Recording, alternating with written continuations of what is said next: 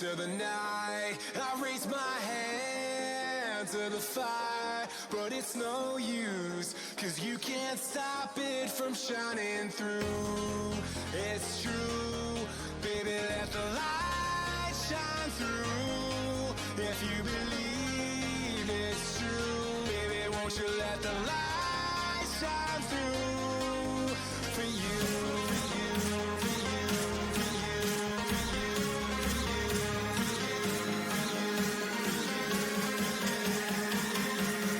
won't you let the light shine through?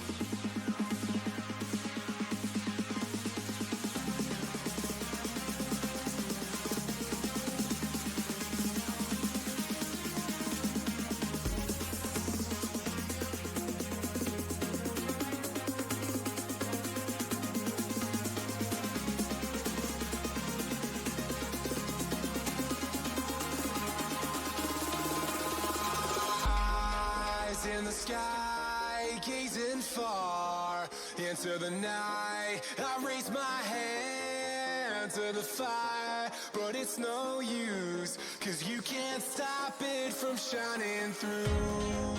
It's true, baby, let the light shine through. If you believe it's true, baby, won't you let the light shine through for you.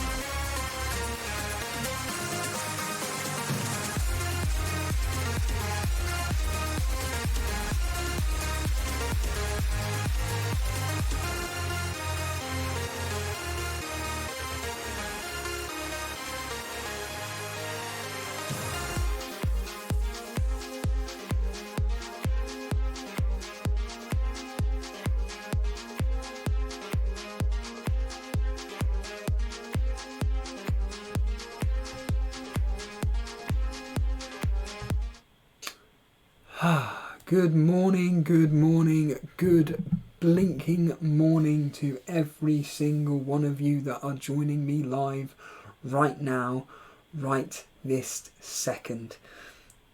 I can only apologise for the fact that this is 2 hours and 20 minutes late.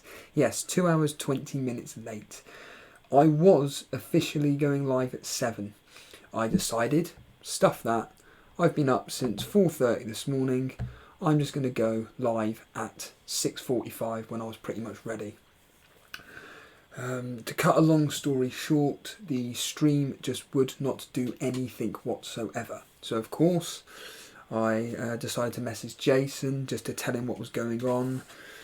Blah, blah, blah, blah, blah. I then officially get in contact with Jason, and essentially he went and fixed the problem. So Jason, everybody that's watching this, thank Jason It's as simple as it gets, really. By the way, this has got nothing to do with me whatsoever. This was quite literally a... well, I may as well tell the truth. What have I got to hide? Simply put, because I did the stream on my mobile phone the other day, effectively it messed around with the YouTube settings.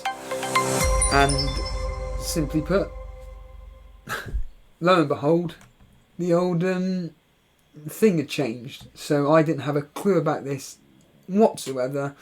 And basically, Jason quickly changed something. It took literally 30 seconds. And yeah, we are now live, ready and available. And yeah, I just want to say quickly, thank you to the guys that were in the chat earlier on. It's a testament to you guys for what you represent from the Elite FPL community. It's about you wanting to talk to each other. It's about you getting to know each other. It was fantastic just watching 3 or 4 guys simply...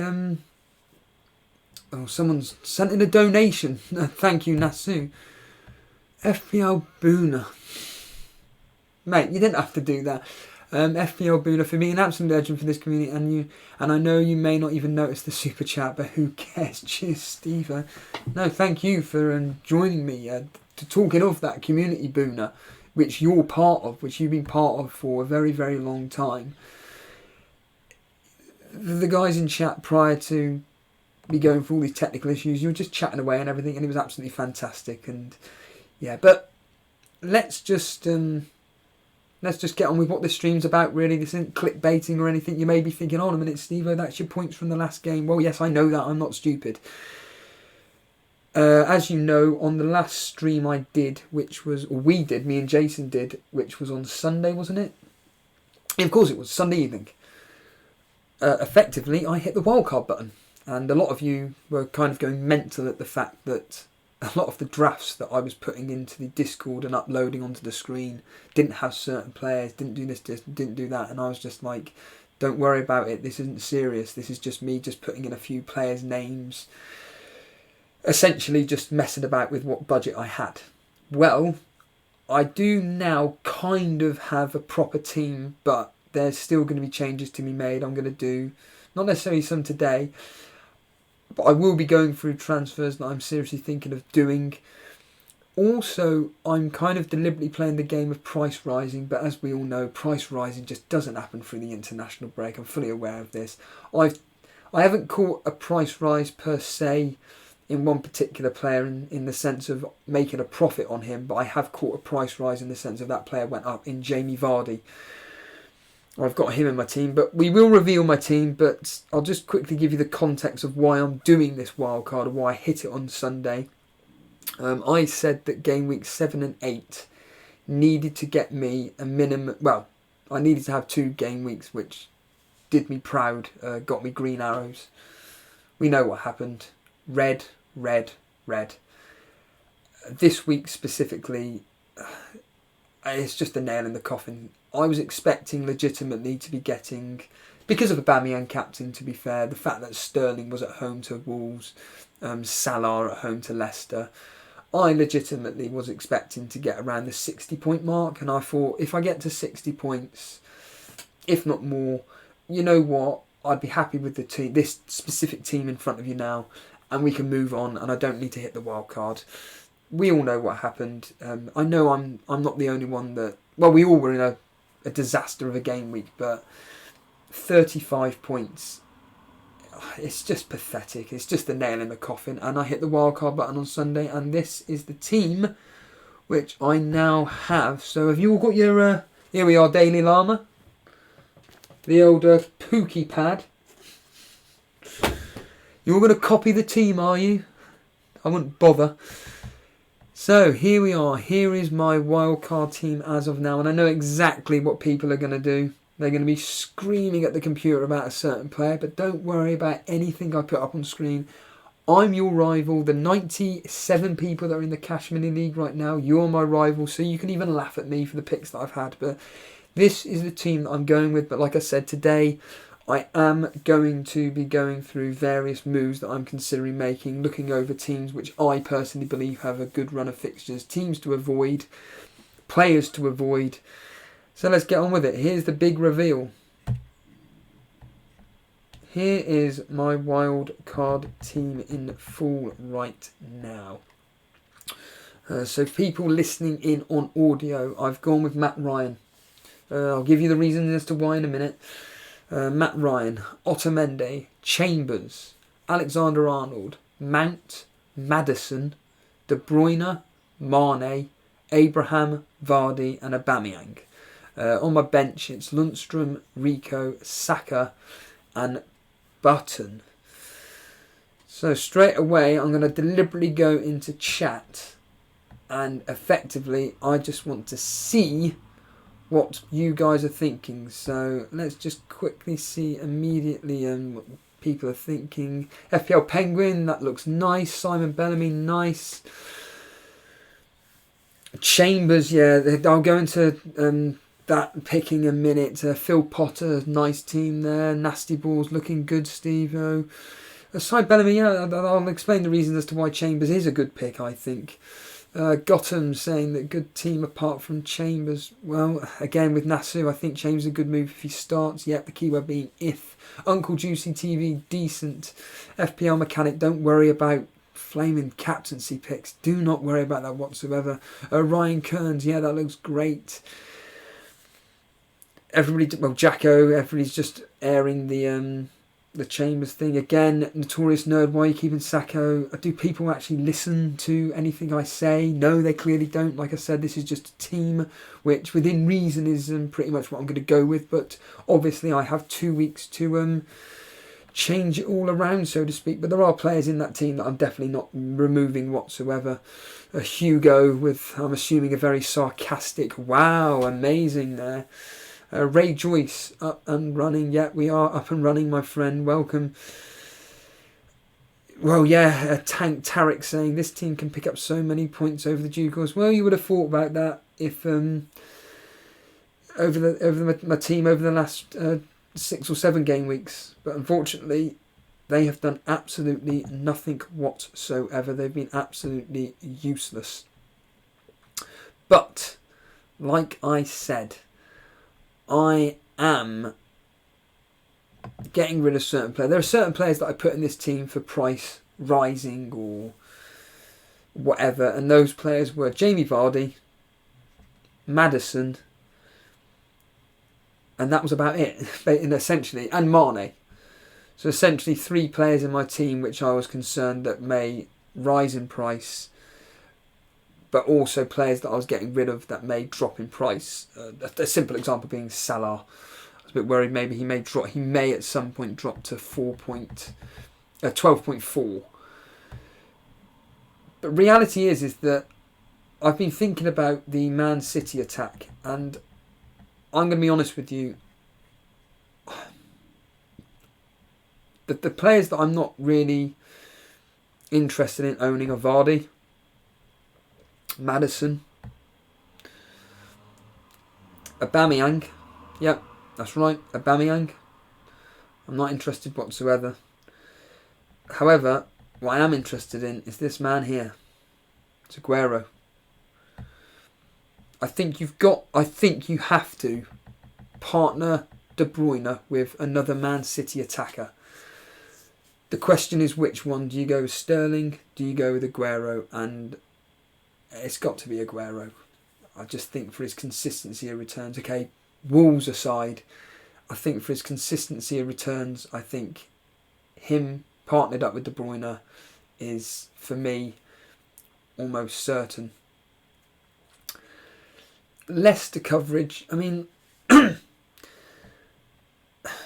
for me, I said it on the stream the other day, Leicester to me are just a team where the points are coming from absolutely anywhere. And to be honest with you, I'm not interested in having players which aren't consistent with their returns. Whereas players like Mount, Abraham, within reason, every single game week, you're guaranteed a minimum of an assist, within reason. Aguero, De Bruyne, same as them. Mane and Salah is a bit of it really is a toss of a coin. They are on, within reason, very similar points. Mane's got 2 more points than Salah. You could argue that Mane's a bit more consistent. I mean, if we look at Mane's over the last 8 game weeks, blank, return, blank, return, blank, blank, blank, return. Whereas with Salah, it's virtually the same.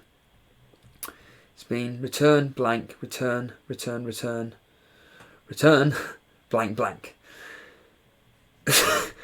So, I'm... the only thing that worries me about not owning Salah is the fact that it's not owning Salah and we know how good this player is. So, I'm... Again, all these specific moves, Aguero, Salah potentially in, instead of Mane as an example, these will all happen pretty much next week, Friday/Saturday morning. At the end of the day, we've got 2 weeks. 2 weeks to sort out whatever we're wanting to do. Like I said, I believe I've hit the wild card at the right time. I'm happy that I've done it. My team needs to be sorted out.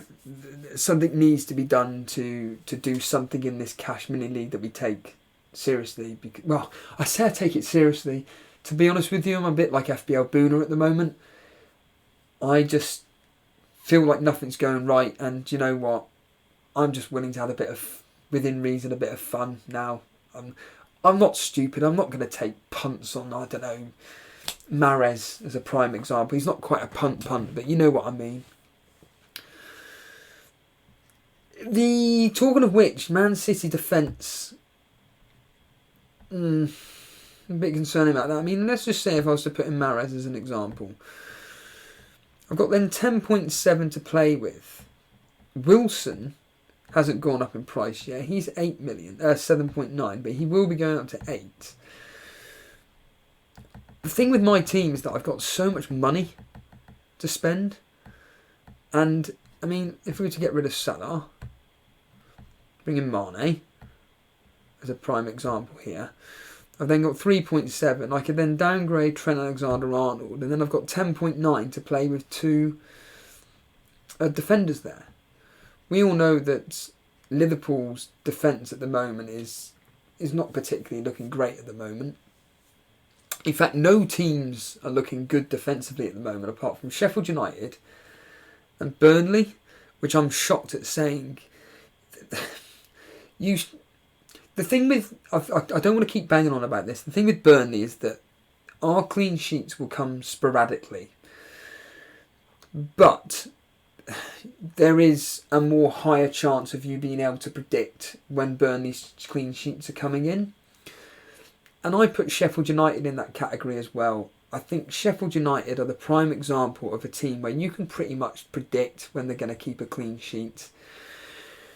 You know, the clean sheets this season so far. Okay, Everton away, I think that was a freak clean sheet, to be fair. Watford away, I mean, I predicted 0-0 anyway, but I was... When I say confident in predicting a clean sheet, I mean we're talking like 75%, 80% chance of being confident that a team will get a clean sheet. And against Watford, I was pretty confident in Sheffield United in that. Crystal Palace at home as well. Yeah, Crystal Palace can't score. And I've even been thinking of doing double Sheffield United. In fact, I was thinking of bringing in their goalkeeper. The problem is their fixtures. They're so bad, and that's the problem. I haven't done any research into teams' fixtures or anything like this. This is just based on my own opinion about what's going on with the game at the moment. And let's be realistic here. So realistically, if we look at the players which are top of the point scoring, Top of the defenders, it's Pereira. Well, predominantly that's from his, let's be brutally honest here, his attacking return so far this season. He's got 2 goals at the end of the day. Thrown a couple of clean sheets as well. Obviously, his returns are going to be quite high, but defenders getting goals, again, it's unpredictable. It's not a guaranteed or anything. But you can base your decisions on basic information. For example, it's no coincidence that when he's gone and done well, it's been at home. So you can base your information around that.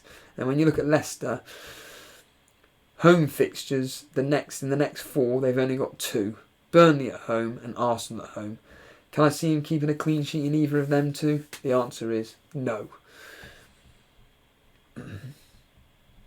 And then Trent Alexander-Arnold, again, he's just a freak of nature, and I do agree with everybody that I think having Trent Alexander-Arnold is definitely worth having.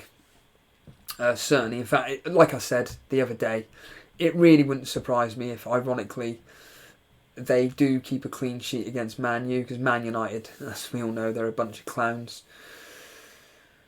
The Tottenham at home, again, it wouldn't surprise me if, for example, they actually did well against Liverpool, because it's a big game. I've just seen somebody, Javile, saying that buying a Newcastle defender, it's funny you bring them up. Lascelles is only 4.4 million. And you know what? I actually looked at Newcastle the other day, and I was thinking about bringing in a Newcastle defender. The problem is that I've heard they are absolutely terrible. Like, I've heard they are really, really bad. So Lascelles, he's 4.4. Let's just quickly look over their fixtures for a second. Chelsea away, I mean, I'm not going to play him at that. Wolves, they're going to concede in that. West Ham away, they're going to concede in that. Bournemouth at home, now that's a game they could keep a clean sheet, and then Aston Villa away, they could keep a clean sheet in that as well. I don't trust Newcastle whatsoever, but for 4.4, guaranteed starter ahead of Chambers. And let me just go into my reasonings with Chambers just quickly. He's 4.4. He started the last 3 games for Arsenal.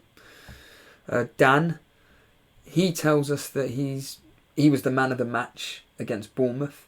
He said he's been performing really, really well for Arsenal.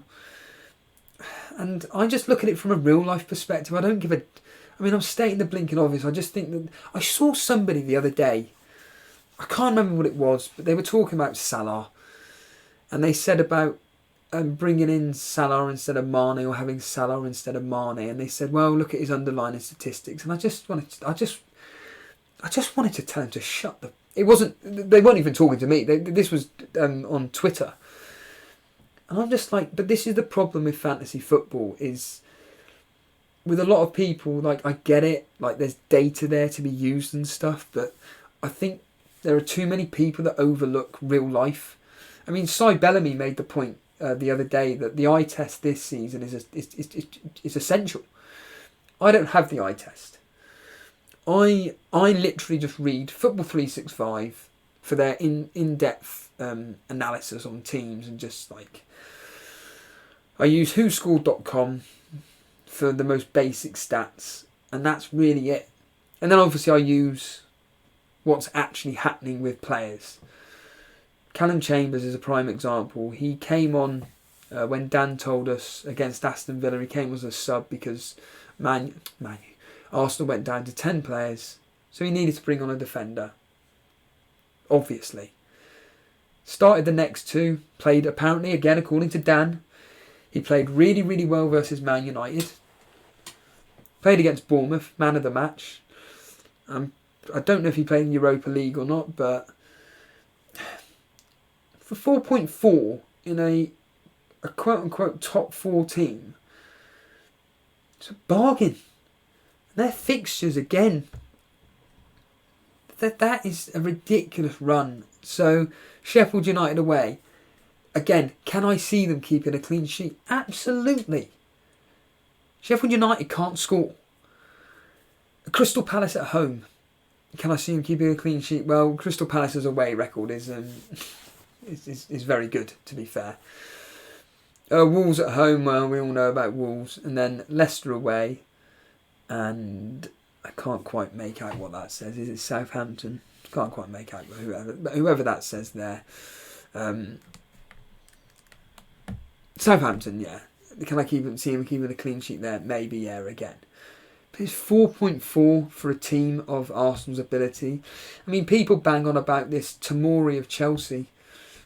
Again, plays for a top 4 team. And for 4.7 million. You know, it's crazy. It's crazy, that value for a player. And again, I've read he's played absolutely brilliantly for Chelsea. He's made the odd hiccup here or there. But his place doesn't look like it would be under threat. So when either Christensen or Rudiger come back, it would be the other defender, whoever that would be. I don't know. But I just think there's just... The players that are performing this season that are from a consistent level are your attackers. I just think of all the positions in this game so far, I think that you're better off. I can't remember when we discussed this. It was recent, like 2 or 3 weeks ago. Someone was discussing this and they were saying that, look, at the end of the day, the most consistent performers this season so far are your attacking players, and you're better off investing in that than you are defence. Because defence, there's just no one keeping clean sheets other than, like I just said, Sheffield United and Burnley. And yet, ironically, Man City have actually kept 3 clean sheets this season, but they're Man City, for crying out loud, and the fact that their players are so highly priced, and to kind of be having a defender which is getting the same the clean sheets as someone like from Burnley and Sheffield United, it's not good enough. It's not good enough. So why would I want to put money into Man City defenders that aren't really getting you any attacking returns? You can't rely on that. Yes, I'm fully aware Otamendi got a couple of goals, but whatever. Or got a goal and an assist. Walker the same with assists. But again, they play for Man City. They're too expensive. And when you can bring in players like I've got on screen at the moment, Mane, De Bruyne, Mount, Aguero, Callum Wilson, Abraham and stuff. You know, let's just say, for example, for argument's sake, if I was to bring in Lascelles, just for argument's sake here. Again, this is based on absolute... In fact, do you know what? Let's go with Sheffield United. Who's their cheapest player? Let's just say Bulldog as an example.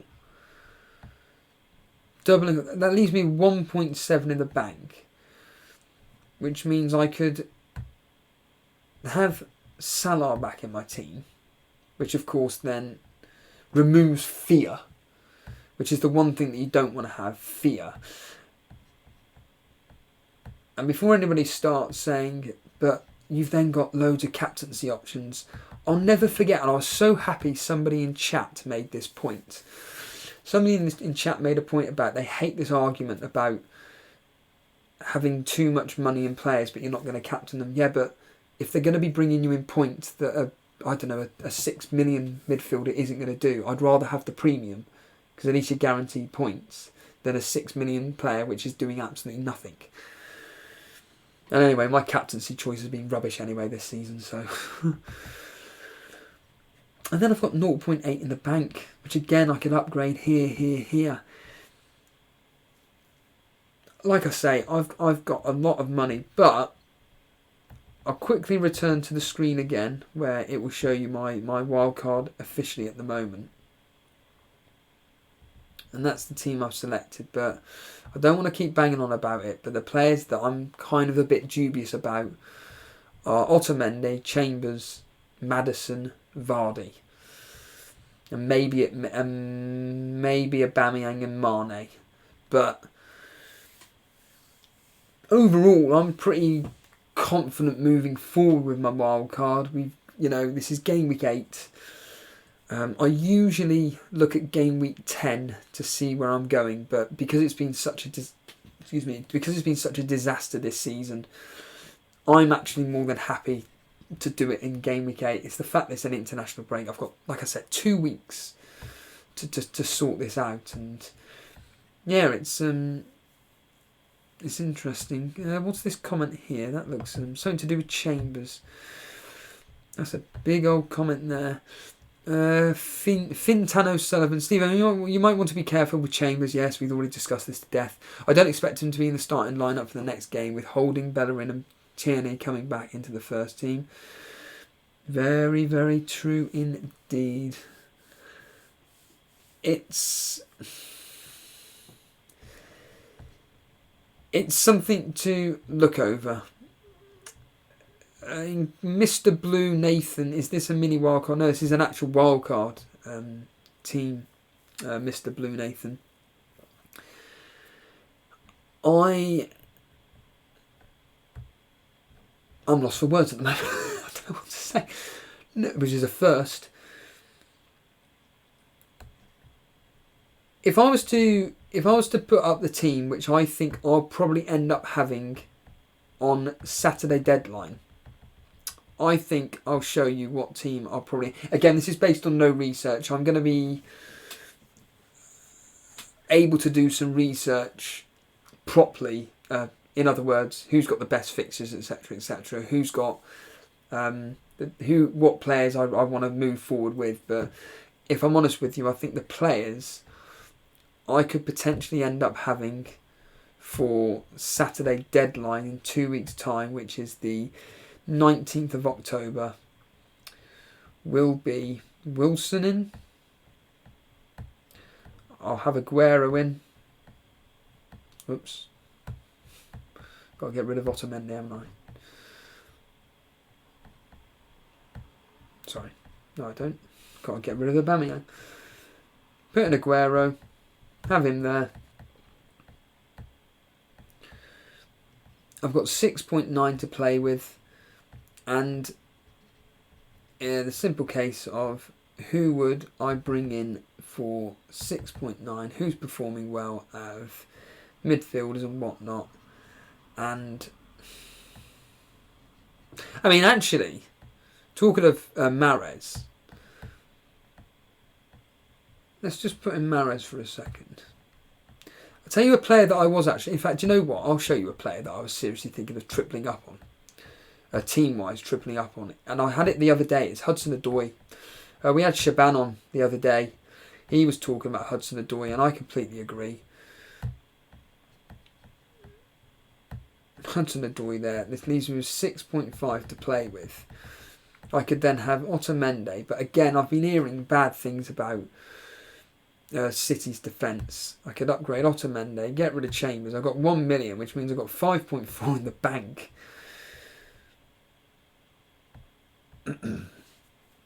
To bring in a defender, because I'd be playing a 3-4-3, but like I said, it's no unreliable defence wise. So let's just bring in a Burnley defender for coverage. Let's just go with Tar Loughton, just because he's the cheaper, leaving me with 0.9. And then I could rotate Lundstrom, Loughton and all this. This is based on no research whatsoever. This is just me sat in front of a computer screen with people watching as I'm just chopping and changing around and stuff. Showing you my thought process as to how I choose a wildcard team. Oh yeah, I didn't actually explain Matt Ryan. Let's be brutally honest here. He's had a fantastic season this season, and his fixtures are ridiculous over the next 3. Aston Villa away, Everton at home, Norwich at home. I think they're absolutely fantastic. Compared to Pope, for example, who they're not particularly great. Leicester away, Chelsea at home, Sheffield United away. They're not particularly nice fixtures. Although Sheffield United away, I can see that being 0-0 or 1-0 to us. Or 2-0 to us, to be honest with you. But no, I just prefer Brighton's fixtures for now. But again, I mentioned doubling up with South Sheffield United. Henderson at 0.5. In fact, when you look at the top goalkeeper point scorers, Patrizio, Ryan and Henderson, you know, at the end of the day, Henderson is only 2 points short of what Matt Ryan has got. And we know the quality of Henderson himself here. Which leaves me with 1 million. Again, I could just upgrade Loughton to a premium, defender, so to speak. I wouldn't have a clue who that'd be. I mean, Leicester, Soyuncu. Put him in there just for argument's sake. And I've still got 0.8. And I could upgrade Hudson. It's an interesting one. It's an interesting one. Well, just to quickly do some advertising for a quick second here. If you want to join me quickly live on Discord and you want to just discuss over the thought processes, if I don't really want to hear about my team, obviously that'll be a discussion point, but I think I'd like to hear about if you had a wild card, or if there is anybody out there that is actually wildcarding. Have you thought about what players you're bringing in? Let's hear your thoughts about your wildcard team. What are you actually personally thinking of doing yourself? That's what I'd be interested in hearing. Give me your thought processes about how you're going about doing this wildcard and everything, because I think it would be absolutely fantastic to hear your ideas about what you're thinking regarding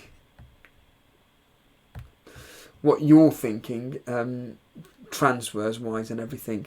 As ever, just simply go into the Discord, go into the waiting room.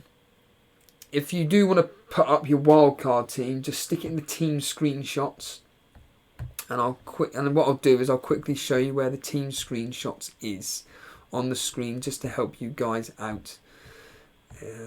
And then I'll bring it up on screen right now, and then I'll be able to show you specifically where it is. So when you go onto the team screenshots, it's just there on the left hand side. So where the waiting room is, all you got to do is post your team in there. This is only if you're coming live on air, by the way. So this is for people specifically coming live on air. Use the team screenshot section, which is just on the left hand side on the waiting room. And I'll be able to get you to talk about what your potential wildcard is and what you're thinking of doing regarding transfers. Again, we've got 2 blinking weeks, to be honest with you.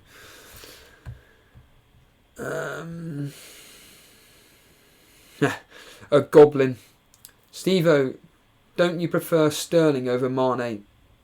I'll go over it again. The reason why I'm not interested in Sterling is because I just think Aguero is more consistent. Aguero is more consistent. I've already said this. I'm looking at doubling up Man City attack, and I've always said this. It's just a question of who do you double up that attack with.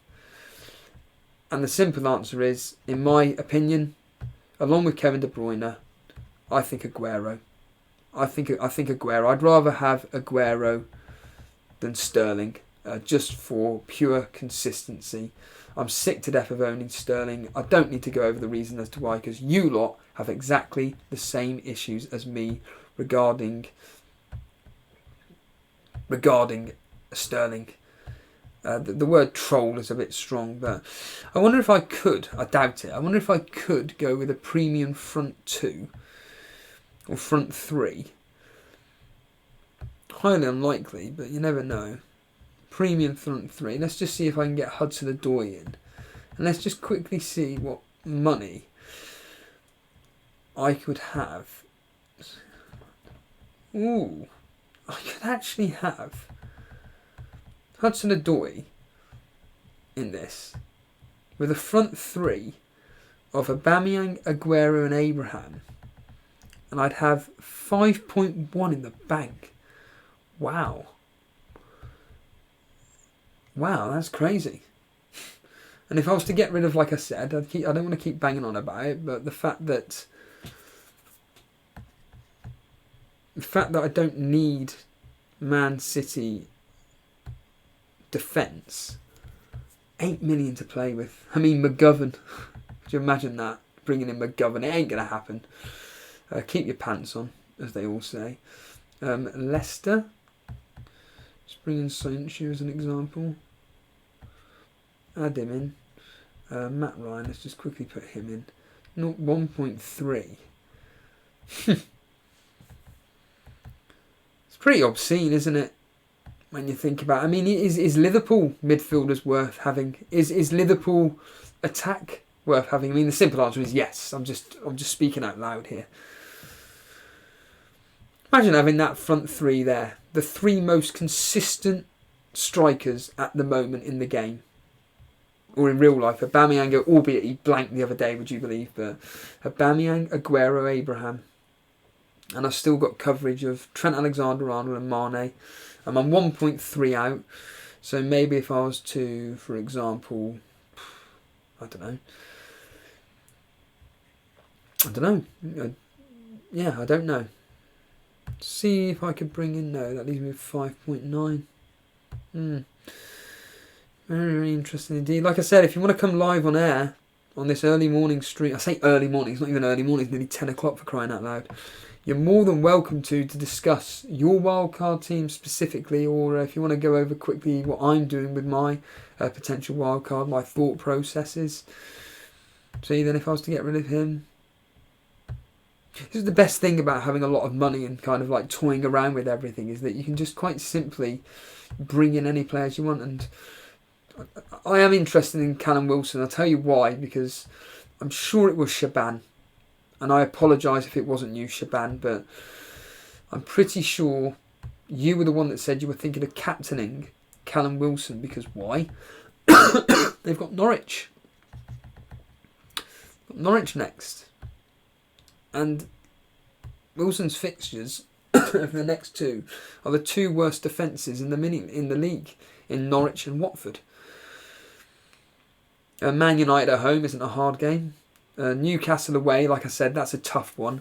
And Wolves at home, that's a tough one, but I can see them scoring. Again, it's the classic thing, I can see them scoring. And as ever, Bournemouth at the start of every season always start really, really well, and they just tail off into obscurity where they just don't seem to collect any points. So you're better off jumping on them now rather than later on when you don't know who's going to be ringing in the thing. Triple A forward line. I was on about that. Abraham, Aguero and Aubameyang. Yeah, absolutely ridiculous. Yeah, FPL Penguin talking about this Hudson-Odoi and what Boona said to him about, again, it's the classic thing of, well, this is the benefits of Discord. So FPL Penguin was discussing, with Boona about Hudson-Odoi, and when you told me in that Discord hangout to think about bringing him in, he did. He assisted the next day, and then he got one after that. And then, of course, FPL Boona saying, of course, it's a shame I don't listen to my own advice. It's exactly the same with me, Boona. Everybody listens to what I say. I mean, we had Juggernauts on the other day. It was fantastic. Banging on about how he's literally just used the history every single game week for his captaincy, and he's 6th in the mini-league. Ridiculous. Ian Anderson's so... Yeah, I have... Yep. Ian Anderson basically asking him to sum up what I'm doing in the wildcard, essentially, just to sum up. Well, I will just reveal to you what I'm kind of semi-thinking of doing. This here, right now, Ian, give or take, minus science shoes. So let's just get rid of them. Let's just put number to Monday. And then I've got a million. This here, within reason, Ian, is something that I'm kind of happy with. So if everybody wants to look at the screen now, so the team I'm within reason potentially happy with. And again, this is based on no research whatsoever. This is just based on form this season, who's doing really well. For people listening on audio, FPL lad, hello. I know you're there. I've just seen you. Matt Ryan, Rico, Alexander-Arnold, Otamendi, Lundstrom, Chambers, Hudson-Odoi, Mane, De Bruyne, Mount, Sacco, and then up front, Callum Wilson, Aguero and Abraham. I did just toy around with not having Trent Alexander-Arnold, not having Callum Wilson, having Aubameyang in the team as a front three. I mean, this is absurd. This is just ludicrous having these front three. But as someone's just mentioned just then, I've then got 5.1 to then spend on a player. And let's just, for argument's sake, put in Sayuncu as an example of a player that I could bring in for him. Don't get me wrong, I don't particularly like that defence, but as I've already discussed, they're so sporadic right now, clean sheets, that I couldn't really care less, to be honest with you. I'm not interested in clean sheets because they're just not coming whatsoever. Very, very active in chat, but not specifically active in the Discord waiting room. Like I said, if you want to come live on air with me, by all means, you can just jump in the waiting room. FPL Boona, Stevo, me and Brew, I've decided we will go to the Tottenham versus Watford game. I have triple Spurs still, and Brew on his wildcard will have 0 Spurs. That should be interesting, yeah. Triple Spurs, you've still got Aurier, I think. Aguero or Sterling, MSK is saying. Well, I've already mentioned this. I'd rather go with Aguero. Yeah, Ryan Kearns. I don't know if you're taking the mick or not, but that is a ridiculous team now. Yeah, it is a ridiculous team. Victor saying get Tomori. I'd rather have 3 attacking from Chelsea, to be honest with you. That's what I'd rather go with. Mr. Stevo. Finton O'Sullivan, try Lascelles and Pereira. Newcastle rotate well with Sheffield United from game week 15-31. Again, this is something that I'm looking at. Cool. Right, we've got FPL Boona with us. So let's get FPL Boona. Let's hear his thoughts on not just my wildcard team, but if he was to wildcard, what he would potentially do. FPL Boona, hello, good morning.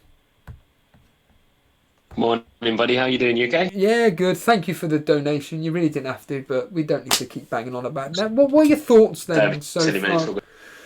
What are your thoughts then so far on this like wild card playing about that I'm doing? I think it looks absolutely fine, to be honest. I think you could, have various teams on your wild card and they would look okay. I presume the one that's on screen at the moment won't be the one that you go for. You were mentioning that you're going to have Wilson in there as well. Yeah, I think if what I'll do is I'll deliberately bring up a team which I'll almost certainly have, and then you can comment on that. But yeah. Okay. But yeah, go for it, Bruno. I mean, your just overall thoughts on what I'm doing at the moment, and am I going through the players that you would have for your wildcard team if you were to be doing one? For the most part, yeah. I particularly like. I don't know if you're going to roll with it, but the triple Chelsea attack seems to be a nice differential of some sort. As you know, the reason I've still got triple Spurs is the fact that I was without any Chelsea assets this week, so I've already bought in Mount and Tammy for a -4. And as such, given Spurs' fixture, despite how absolutely terrible, don't get me wrong, I know how, and I will use the word crap. I think that's just about sensible. We are right now. We're really, really bad. But I think Watford isn't a terrible game for us per se. So I'm going to roll with it for 1 week. But after that, they're going to be out my team. But generally, yeah, I think your wild card looks fine, mate. I think the lack of Spurs is important and needed. Yeah, I think, yeah. Are you sure you want to go ahead with Trent for these fixtures? I know a lot of people were telling you that you should go for Trent, but their fixtures aren't brilliant. Are you set on Trent? I think from no, I'm not set, but I think that from a attacking point of view, from again, he's another one where you can rely on whether he'll get clean sheets or attacking returns, and he's basically. I don't mean this in the sense of I'm not comparing the two from a real life perspective, but from an FPL perspective, he is what Digne was last season in the sense of Digne was either getting you a clean sheet, a goal, or an assist every single game. Whereas in this case with Trent Alexander-Arnold, it seems exactly the same. Whereas in Trent's case, he'll either get you a clean sheet, a goal, an assist, or even a bonus point. I mean, this particular game week, he got a bonus point despite conceding in the game. Tells me a lot, mate.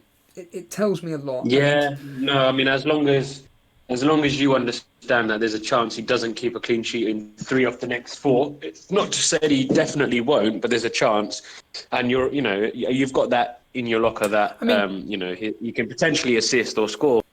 I could put Van Dijk in there. Just that saves me. I've then got 1.7 in the bank, and then I could upgrade someone like Chambers or Hudson-Odoi. I'll tell you why I wouldn't do that, Steve-O. I'll tell you why I wouldn't do that. Rather than Van Dijk, I'd have no Liverpool at all, because Trent just offers so much attacking threat. Like, he's almost like he's basically a midfielder or attacker, Yes. but with the added bonus of a clean sheet. And you should really see it if you're keeping him, which I'm not saying you shouldn't, that the clean sheets are a bonus. The way he plays, he could assist or score in any game. So if you're not going to have him, then I just wouldn't have any Liverpool, because I don't think the other assets are as appealing in any way, personally. Off the top of your head, this is literally just off the top of your head, which players do you think are a must? If you were to just the wildcard right now, what team off the top of your head, if you were to list a defender, a midfielder, and a striker, one player per position, which 3 would you say are a must? I'll give you mine just to help you out here. I would say a must are, from a midfielder perspective, De Bruyne. Well, I've got it up on screen now. I would say De Bruyne from the midfield perspective. I would say up front Abraham, because of his consistency. And then from a defensive perspective, it's so tough. I'd probably go with Lundstrom to have for absolute must-have in your team.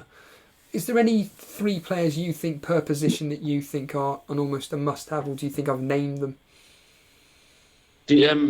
Sorry, mate, you're cracking really bad on Discord. I'm sure it's not affecting the stream, but just so I can reiterate, you said De Bruyne. Who did you say for attacker? Did you say Tammy or Wilson? Tammy Abraham, yeah. Tammy. And defensively, did you say Lundstrom? To have in your team from a consistent point of view and for coverage that everybody seems to own, I think Lundstrom certainly.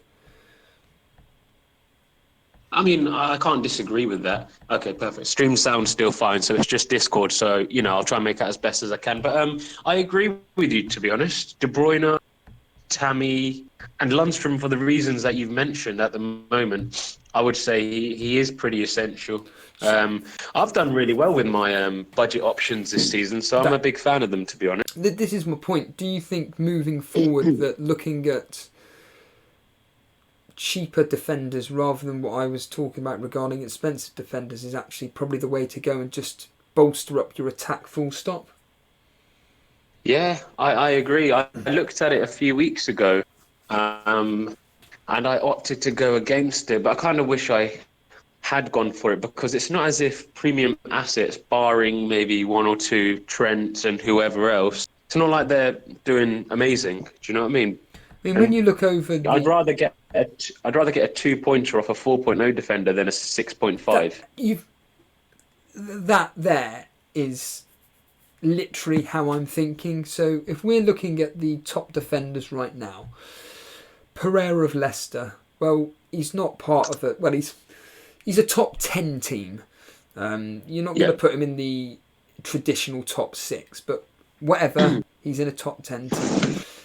Premium wise, you've got Alexander-Arnold at number 2. And then you've got to go all the way down to Robertson, then Van Dijk, which are 7th and 8th. In between that, you've got Van Aanholt, Lundstrom, Peters, and Dunk. And then after that, after Van Dijk, you've then got Stevens, Ward, and Bowley. In fact, if I was to go down the list, apart from Liverpool, there is not a single premium defender apart from Otamendi, which is down in God knows how far down the list of premium. I'm talking premium teams here. The Man City, Chelsea, Liverpool, etc. Otamendi on 26 points, and yet you've got a player like Joel Ward on. Okay, I know it's only like 8 points more or 6 points more, but on 32 points. Ender Stevens on 33. It's pathetic. Now, whether this trend continues or not is a story for a different day.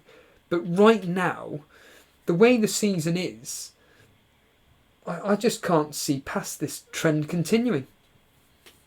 No, I agree. But I do think we've got to also look at the fixtures now too. And yes. Pereira, right up the top there, he's not there for no reason. He is an absolute class defender. And I know a lot of managers are preferring to go for the budget option in Soyuncu, however the hell you pronounce it. And, for good reason too. You're saving like 1.4 million at the moment. But I think they're a team that you should be looking at, definitely. And I think Pereira is a good choice at 6.1 at the moment, given the fixtures anyway. Who would you take fixture-wise at Pereira and Trent?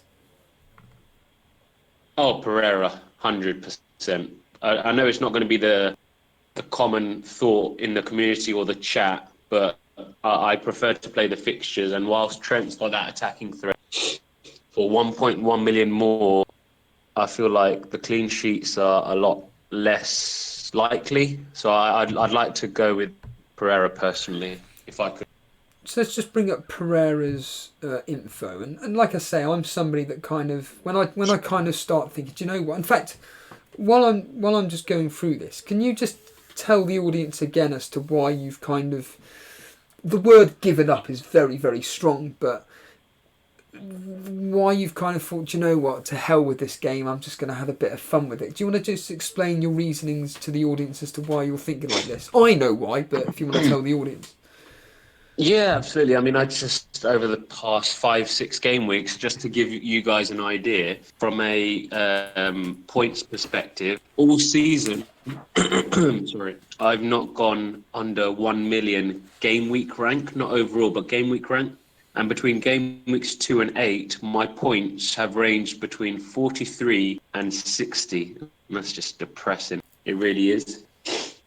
It's not been too good. So the mindset I've kind of adopted right now is to not take the game so seriously. And, it's a difficult thing to do because as FPL managers and a lot of us football fans, we take the game seriously. So, if for those that the season isn't going as expected, I think it's good to kind of take a step back and in particular use the international break to, wind down a bit. Take a step back, take it easy, don't take the game so seriously, do other things that you enjoy doing, and then make your decisions. Like, I've started to make my decisions just based on gut and what I'm feeling as opposed to what others are saying. And it's your game, so play it your way, whether that is take a -4, -8. Don't be scared, because it can pay off. And if it doesn't pay off at this stage in time, we've still got another 30 game weeks to go. Like you saw my post on Twitter, Steve-O. There's still another 30 game weeks to go. So even if you are, 50, 70, 80 points behind the leader in any of your important mini leagues, it really isn't the end of the world. The chances are those towards the top may have used maybe at least one more chip more than you. And 50 to 80 points is more than salvageable within 2 to 3 game weeks if you really play your cards right. So that's it. That's my message. We had Juggernauts on the other day, who is 6th in our Cash Mini League, and he made the point about the number one in the world who's used all his chips, but he just simply said, well, all he's got to do now is just cover the more popular captaincy choice, and he should do well. Do you think that people like myself that are on a wildcard, do you think that it's better to go with safety picks in players, or do you think it's good to have the odd differential here and there, i.e. in my case, Hudson-Odoi as an example? It depends on the sort of player you are, to be honest, mate. Personally, I'd say always try to have a few differential picks in there if you can. Nothing crazy, though. I'm not saying like put Musa Sissoko in your team, but Hudson-Odoi, who's playing, for a team that is clearly high in confidence.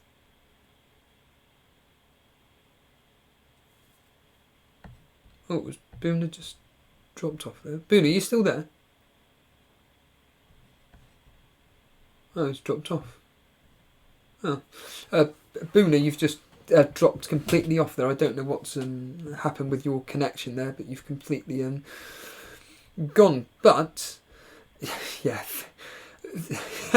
Faggy with a very amusing comment there. I'm up from 84th in your Cashman League to 83. Boona, are you back again? Sorry, mate, my phone just locked off and I was talking for about 10 minutes. No, I was just... I don't know how much of what I said you made out. Essentially, you were basically saying that differential is probably an okay move so long as you're putting it into things that are kind of logical, i.e. Hudson-Odoi is an example, rather than, as you joked, Musa Sissoko, which is just would be ridiculous. But obviously people aren't going to be specifically doing anything like that. But can I just quickly ask your thoughts on me? At the moment, I'm pretty happy with choosing Callum Chambers, but there's a lot of people that are concerned with that pick. And your thoughts on Callum Chambers being first teamer now?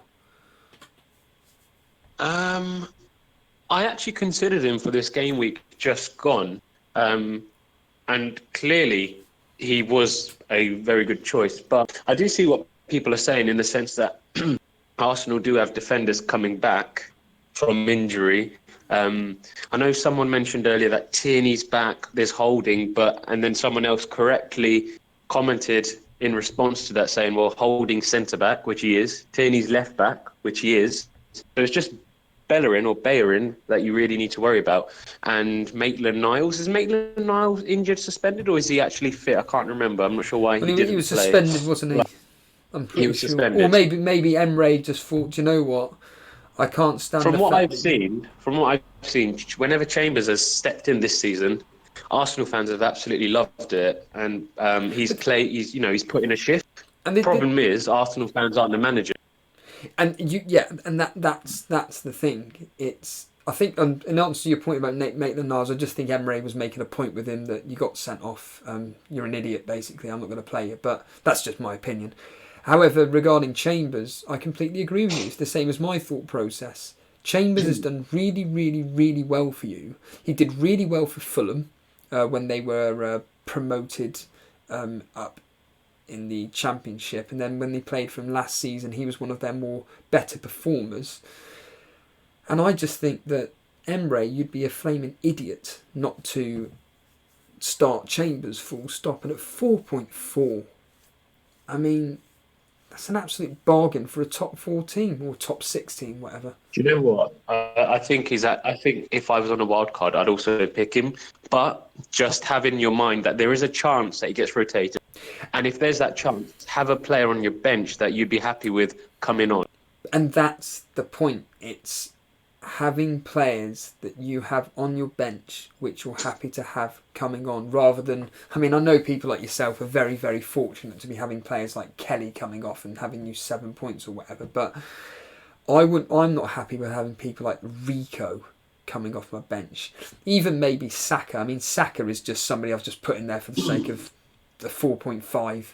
At least he's flaming starting. But I mean, in fact, to save money, didn't Donker go down in price?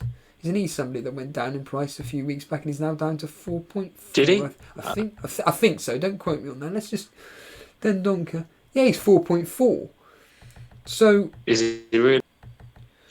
So But is he playing? That's the question. yeah, he's playing. Have a look. Yeah, he's absolutely playing. He played the other day. He got 3 points. Yeah, he's playing. Okay. He's not getting any attack. He's not. He's just a complete. But this is what I mean. If you've got a bench consisting of Saka, Rico, and let's just say Dendonka for the sake of it, you could easily play Chambers, and there's a good chance that they could keep a clean sheet at Sheffield United. Well, I like I said regarding Arsenal's fixtures, Sheffield United away. Can I see him keeping a clean sheet? Yes. Crystal Palace at home. Nah, it's a London derby. Wolves at home, no chance. Unless, essentially, Arsenal are very hit and miss when it comes to clean sheets. But going on to your point, funny enough, about Leicester and Liverpool and regarding Pereira and Trent Alexander-Arnold, just as a bit of fun, out of the next 8 fixtures which are green for Leicester, I've predicted 3 clean sheets, whereas the next 8 fixtures for Liverpool, they've got 4. Officially, they've got 4 green arrows, but I'm putting Man United as a green, so it should be 5, and I'm going with 4 clean sheets. But we know how they're playing at the moment, and they are conceding goals. So it is regarding them two. I think I'd rather just for the fact that he plays for Liverpool, I'd rather have Trent Alexander-Arnold. At least that gives me 2 Liverpool players rather than just having 1. Can I just quickly ask the Salah Mane debate? It will go on and on and on. Who would you have? Yeah. If you had unlimited Mane. funds, who would you have? Mane. Oh, so you're saying who would I have? Yeah. If you had unlimited funds. funds. Yeah. If I had unlimited funds, I'd have a Bugatti. I'd go on Hotnam. I'd probably have both of them if I could. But if you could only at the choose moment, one. you've got to go with Mane. However, what I will say, Steve-O, is either one of them could return points in any given week. So personally, although Mane's been returning points recently and Salah hasn't, I wouldn't be shipping one of them for the other. I'd just be patient because Salah's shown in previous seasons that he can turn it on whenever.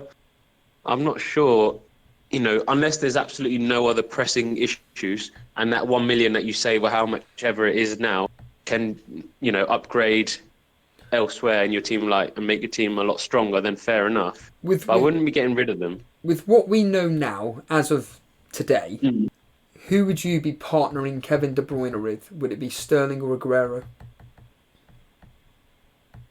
Was that who would you partner De Bruyne with, Sterling or Aguero? Yep. It's tough, I don't know, mate. Honestly, I don't know. I think if I could have it my way, I'd do what you're doing. Right? Have just De Bruyne and spread the money elsewhere in the likes of Maddison, Vardy, strengthen up the rest of your team. Yeah. The thing though with City is that someone came on the other day on TalkSport, and they made a very, very interesting point about Man City, and they simply said this: despite the blip against Wolves and everything, they're the only team in the division where they can score goals for fun.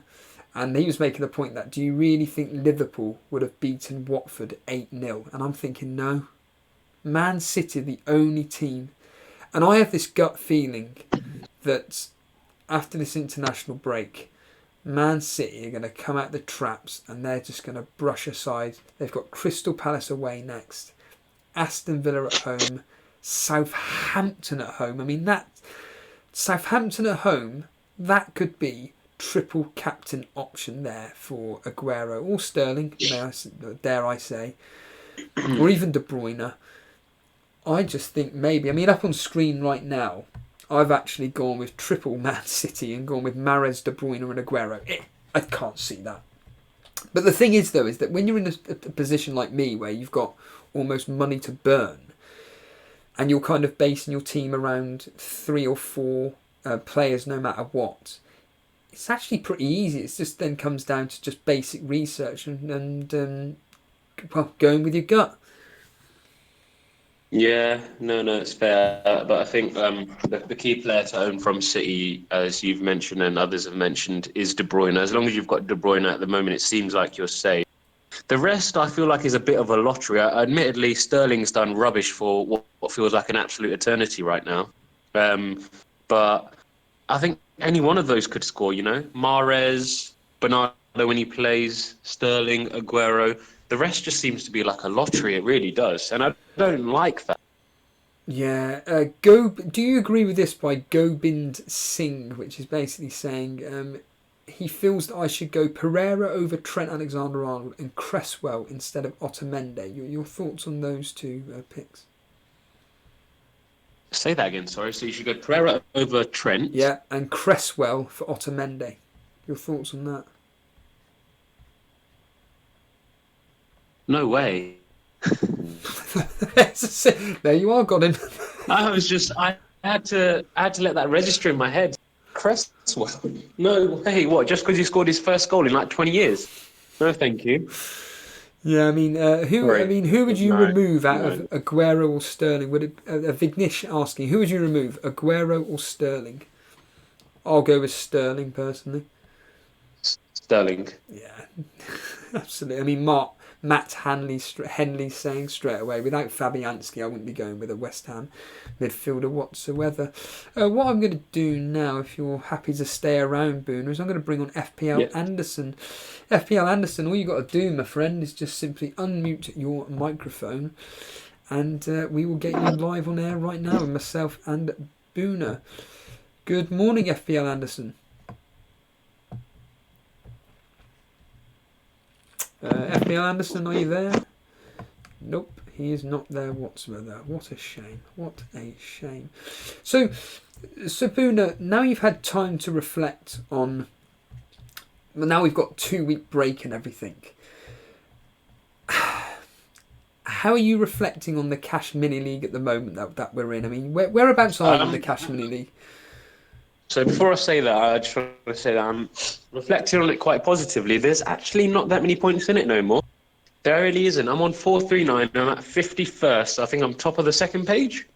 Right, okay. Yes, you are. I'm like 44 points behind 10th or something, which in my mind is absolutely nothing. So... And I'm not too bothered by it, to be honest. I am, exactly 44 points behind Mark Eaton in 10th. How many points are you off fourth? Off fourth? Yeah, that's the main thing. Fourth. 62. 62. 62. I mean, that's nothing. I honestly am not fazed by that, and I'll tell you why. 2 seasons ago, I made up like a 100-point deficit in one of my work cash mini leagues in 5 game weeks, and there's 30 to go. It's nothing. Yeah. FPL Anderson, you're back with us. I am indeed. Good afternoon, my friend. We're discussing wildcards and everything, and your thoughts on what I'm doing so far and everything. What are your thoughts immediately on what I'm doing with my wildcard right now? As a whole, from what I've seen on the screen, and he's gone. Adios, amigos.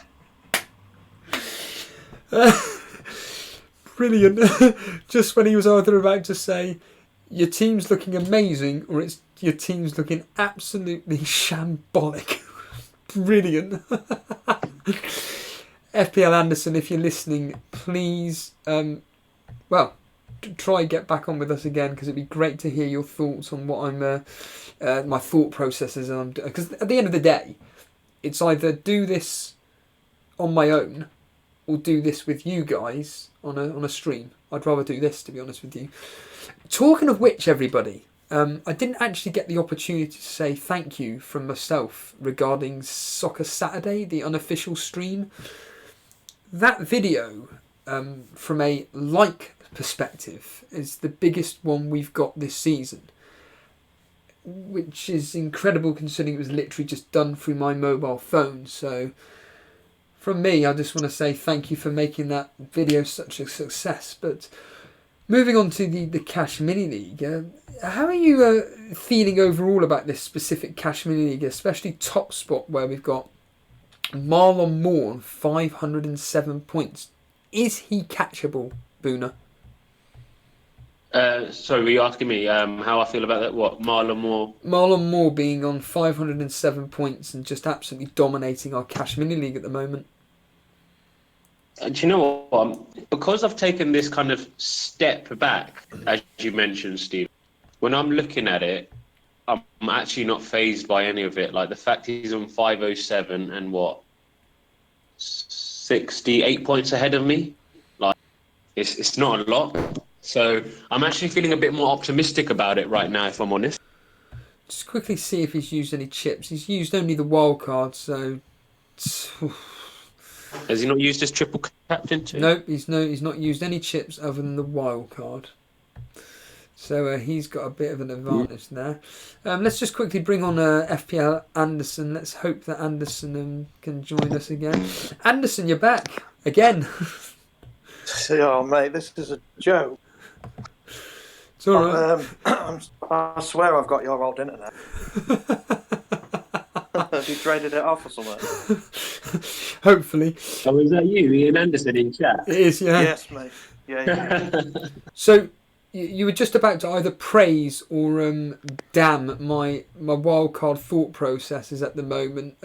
So let's hear it, Anderson. Your thoughts on what I'm doing on the screen at the moment. Well, I'll make it quick because obviously the internet gods don't want me to be on. So, overall it's a decent side that you've got. But going back onto your point of the essential players, I feel like Trent is one. Oh, really? Why is that? Essential. Well, it wasn't specifically. It was more essential per position. So Trent Alexander-Arnold, do you think is essential as a defender? If you were to have one defender, it would be Trent.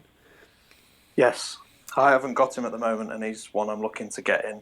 Can you give our audience the reasoning as to why you feel Trent Alexander-Arnold is a must-have for a defender? Because at the moment, out of all the premiums, he's the one that's returning the most, and he seems to be the most consistent.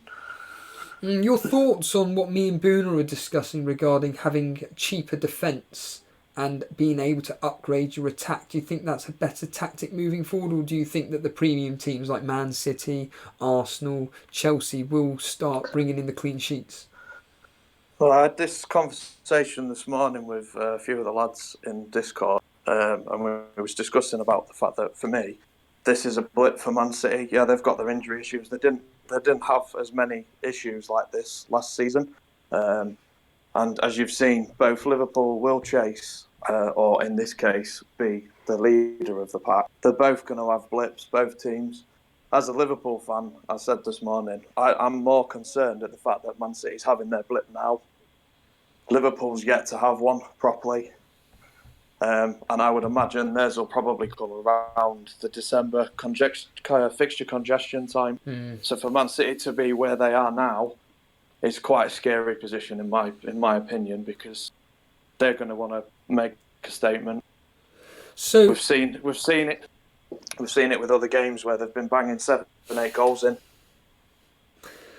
Do you think that I looked at it earlier on, having Aguero, Aubameyang and Abraham as a front three, and when I say that out loud it's ridiculous, but do you think that's actually a viable option moving forward, considering, again, midfielders from a consistency point of view, it's only really at the moment Mount and De Bruyne and maybe Mane at a push?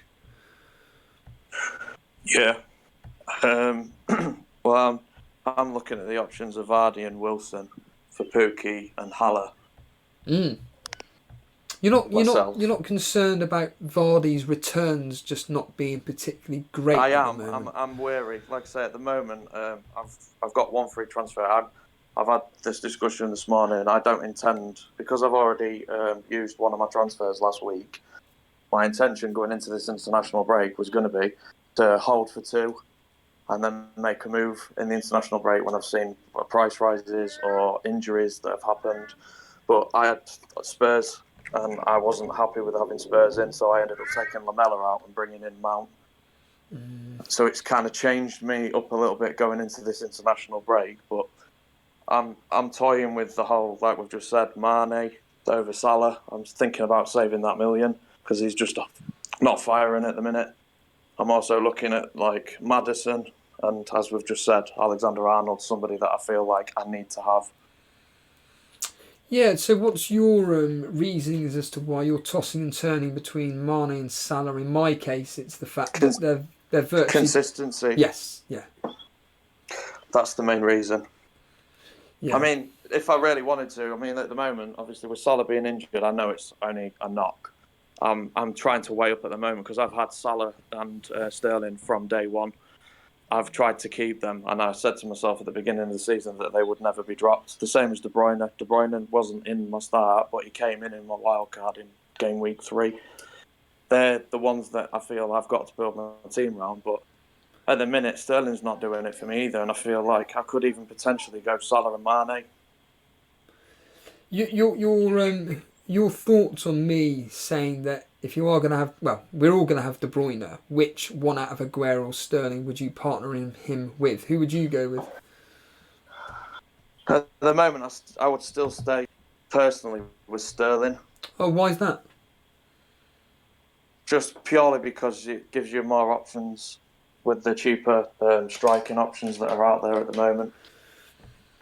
Right, so let's just, for a laugh, let's just see if I was to... So let's just put Sterling in to partner up with De Bruyne. Let's just quickly remove Otamendi as an example. Do you think, actually, I'll just quickly answer you this while I'm playing around with that, Man City are, like you said, after this blip and everything against Wolves, do you think they're going to come out the traps and they've got... Oh, yeah, without a doubt. And you think that... They've proved it over the last 2 seasons. So you think Crystal Palace are in for a bit of a shock then? And they were obviously the team that beat them last year at the Etihad. I don't think Crystal Palace will be a rollover at Selhurst Park, but I don't think that City's going to get a blip that's going to just continue going. They're a team that when they are beaten, they have a reaction. Of course, yeah. I think the key point here is the fact that the 2 games that they have lost has been while De Bruyne has been out. Yeah, do you think that it's just a coincidence, or do you think, no, there's evidence to show that this is the case? If De Bruyne is not playing, City struggle. Do you think the fact that they've got no defenders that's why they're struggling? I think the key behind it at the moment, and this is just a personal opinion, I don't know if anyone in chat agrees with me, but having the fact that we've now got Fernandinho playing as a centre-back with Otamendi, who's out of position. You've got no Laporte. There doesn't really seem to be anybody else. Like, I mean, obviously, De Bruyne in the middle pulls the strings. He's not there. There's no one to pick out the passes. You've missed Fernandinho being out of the middle as well. So you've lost some of your 2 key attacking kind of. I know they've got obviously forwards that can do it, but they're not firing at the moment. And did Fernandinho not play at centre back on Sunday? He did, yes. Oh, he did. But yeah. Right. Okay. Interesting. But I just don't think that partnership works. No, of course not. No, and obviously with no fit centre halves, I mean it's just the reason it doesn't work is Otamendi is absolute trash. That's why. If Laporte was there alongside Fernandinho, I think the situation would be different. But yes. Otamendi's a liability. He reminds me a bit of David Luiz and his defensive abilities, or lack of abilities, should I say. Going forward, he's fine, from an attacking perspective. He's no Trent, though. No. Again, this is another reason why, like Steve has just shown us on the list, why Man City players don't seem to be within the top 10. From a Chelsea attacking or Chelsea perspective, do you think up on screen right now, I've got Hudson-Odoi in the team. Were your thoughts, Anderson, on Hudson-Odoi moving forward? If we're all agreeing that basically there's no one consistent from a midfielder point of view, but Hudson-Odoi's just stepped in 3 games, including the Champions League, he's got 3 assists. Decent option. It's not. It's a difficult one, isn't it? Because does that class is that coming in as a 4th midfielder, or is that going to be a 5th midfielder? It would be a 4th midfielder. Yeah. The only thing is, I don't know. Is he going to be nailing a position now, or is he going to? Oh, absolutely. Yeah, I think he's in that team now. I think he is definitely in that team, no matter what. So I think at the minute, there's more value in Chelsea than there is in Man City. For me personally. You've got Joseph Beattie in chat, a City fan, agreeing that Otamendi is absolute garbage. Do you think that then? Yeah, I think that. Do you think going The without? question is, how's things going to feature now when Stones comes back? Is that going to have any impact?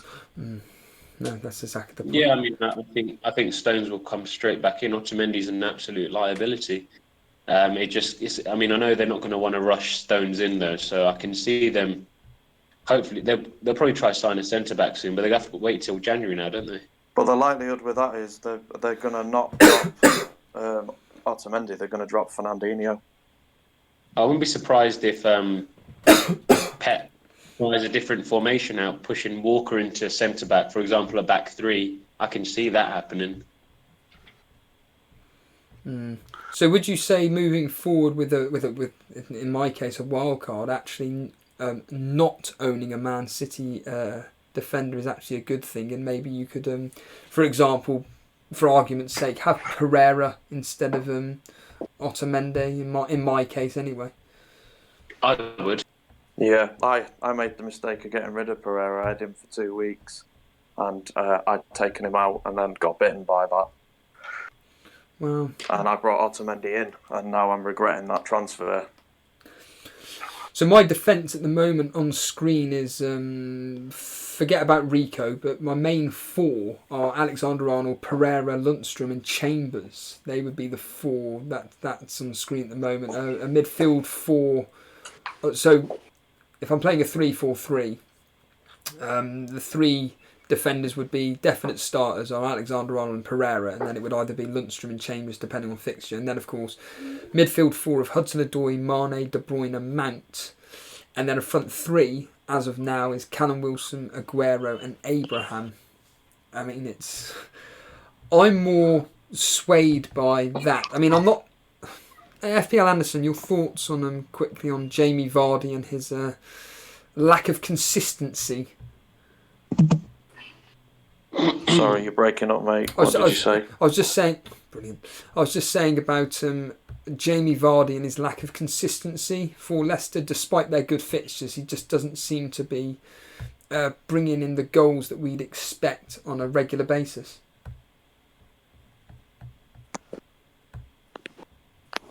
Yeah, you're breaking up pretty bad, Steve. But I know you mentioned Jamie Vardy, so whilst you're on that bit, can you hear me clearly? I can hear you, but yeah. Yeah, no, I just wanted to say, are you not looking at bringing in a Leicester attacker then, with their fixtures in mind? Me, no. Like I said, they're just not. They're not consistent enough. They're just not. They're all sporadic. Maddison? They're all over the place. I mean, even if you look at at the moment on screen, I've got Jamie Vardy. We got blank goal blank goal blank. Sorry, returns. Admittedly, his returns have been double-digit scores. I'm not disputing that, but it's just not consistent enough.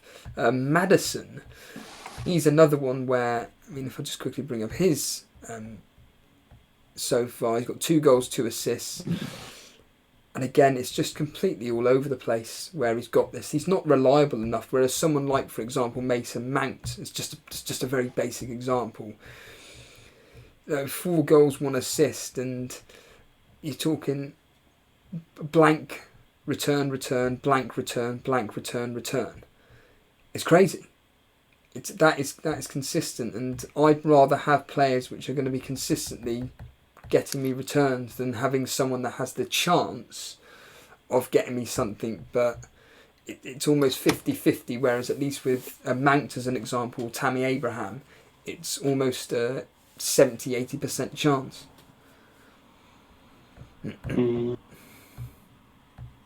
That's the difficulty of the decision. FPL Anderson, have you got any final thoughts before we let you go? There's quite a few people now in the chat. No, mate. Like I say, just take your time and pick who you feels best for your strategy going forward. So, best of luck with it, mate. Cheers, dude. There we are. There's FPL Anderson there. Thank you for joining us. Let's just quickly bring on FPL Penguin. He's been officially he's been with us since 6:45 this morning. FPL Penguin, you've been up early. Hello, Steve. Hello, Penguin. I just said you've been up early. Yeah. Yeah, I woke up at 5 o'clock. Work, is it? Or were you specifically doing this for... No, I woke up my day off today. And you woke up for this specific stream. Fantastic. I know, I love him, mate. I love him, I do. What are your thoughts on my thought processes if we're doing this live wildcard?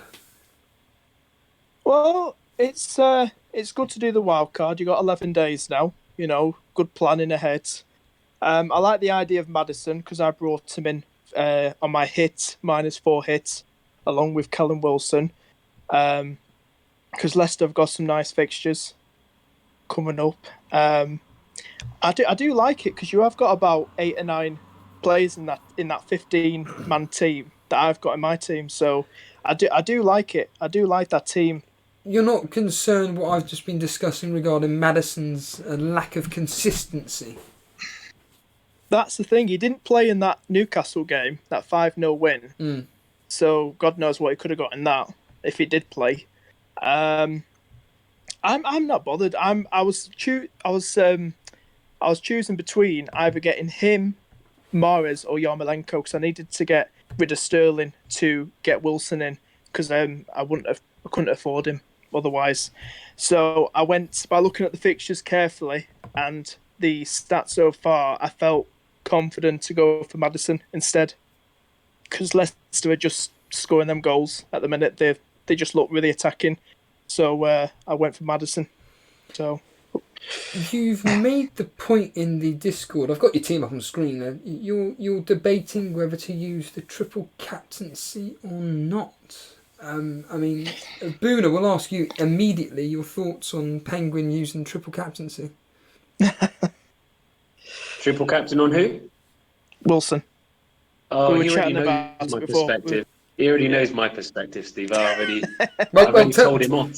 Tell the audience, please. Tell the audience as to what your thoughts Well, are. my perspective is if Aubameyang's going to blank against Bournemouth, then what's to say Wilson won't blank against Norwich? And mic drop moment. That's it.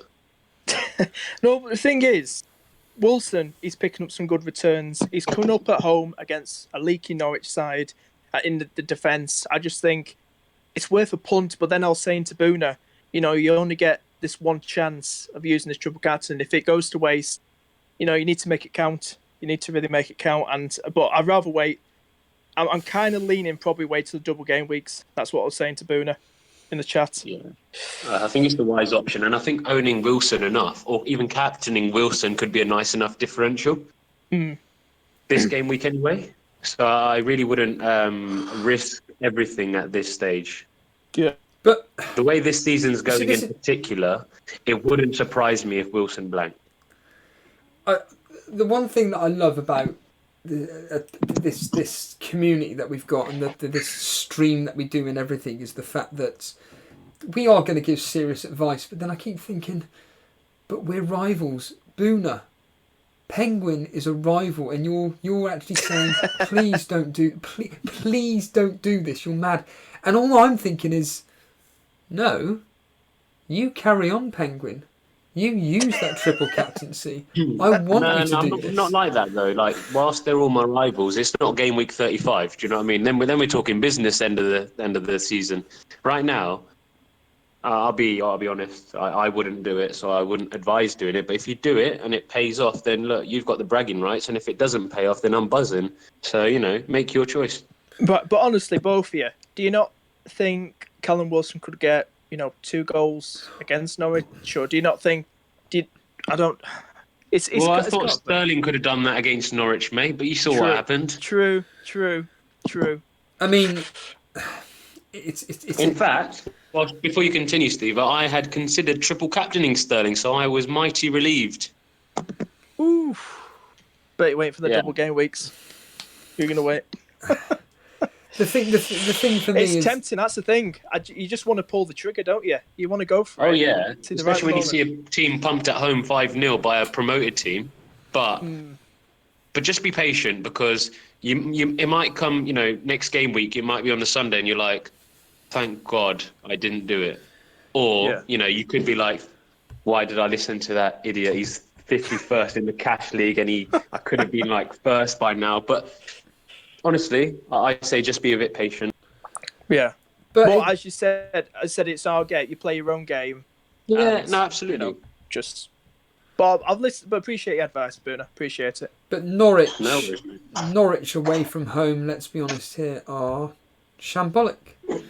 They lost 4-1 away at Liverpool, 2-0 away at West Ham, 2-0 away against us, 2-0 away against Crystal Palace. They've just recently lost 5-1 to Aston Villa. Bournemouth, on the other hand, at home, if we were to bring up their fixtures quickly, I'm sure Bournemouth at home are better away from home. I'm almost guaranteed that in a way. But they won 2-1. They drew 1-1 with Sheffield United. But this is, of course, when they were going through a bit of a blip. They lost 3-1 to Man City, but that's acceptable. But then at home too, and I can't even make you out who that is. Who's that? Burnley? Is it Burnley? I can't even read. Game week 5. Who did Bournemouth play game week 5? I can't even make that out. Who's that there?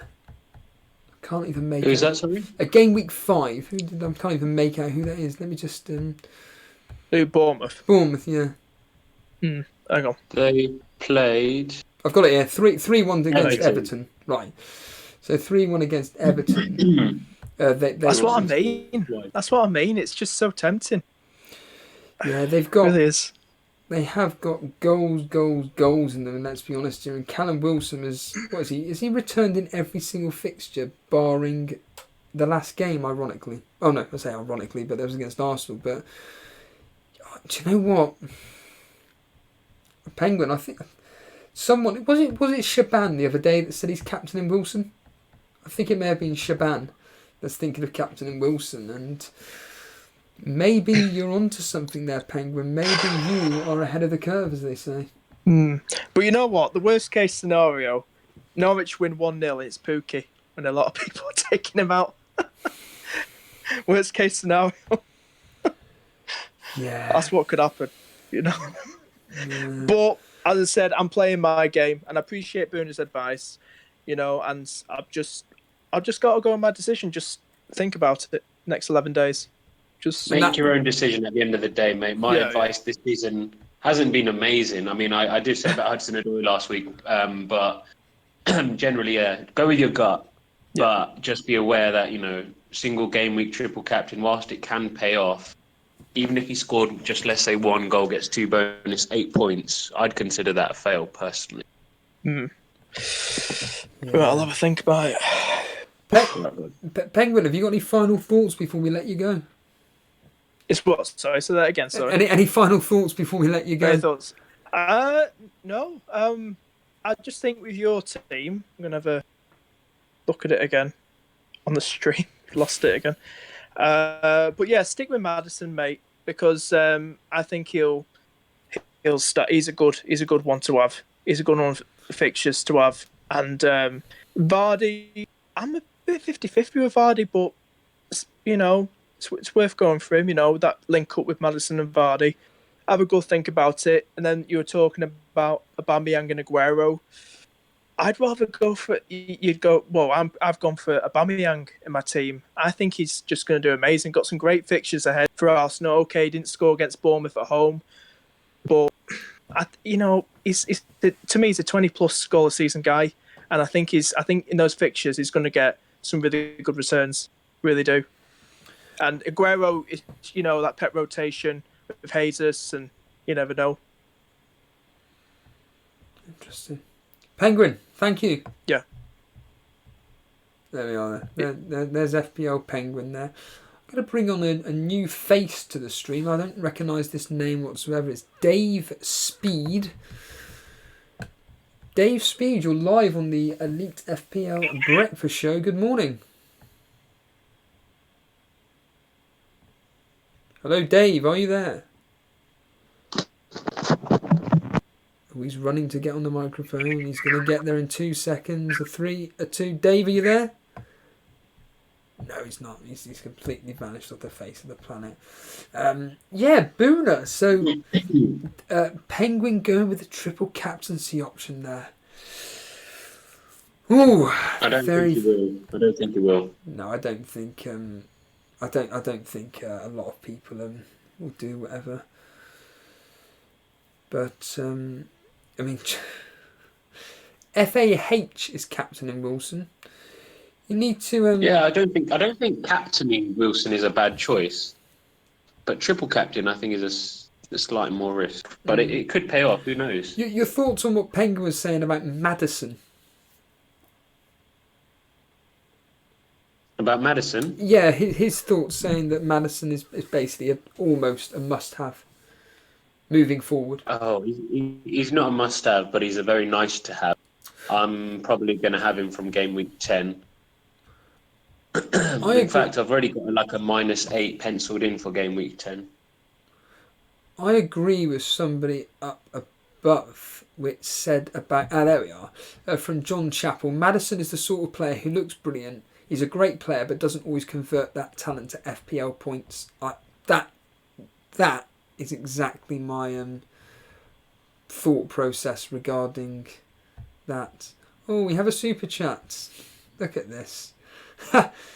A Grill 86. Thank you for your kind donation there. He's just got home from work.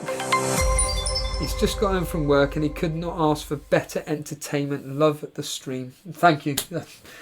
You're lucky that we're on. Get well soon. He's actually homesick from work. Oh, homesick from work. Right, I see. I thought he was saying home as in sick, as in what the surfers say. There's a stream. Oh, get well soon, Grill. So, let's get on. Notorious Nerd, because I believe, Notorious, you've hit your wild card. Notorious, good morning. Hello? Hello, Notorious. You've hit your wild card, haven't you? You're going to have to repeat yourself, Steve. You're cutting up. You've hit your wild card, haven't you, Notorious? Yeah, I'm on my wildcard at the moment, doing some tinkering, and on the same boat as you. Can you do me a favour and post it into the team screenshots, or have you posted it into somewhere else?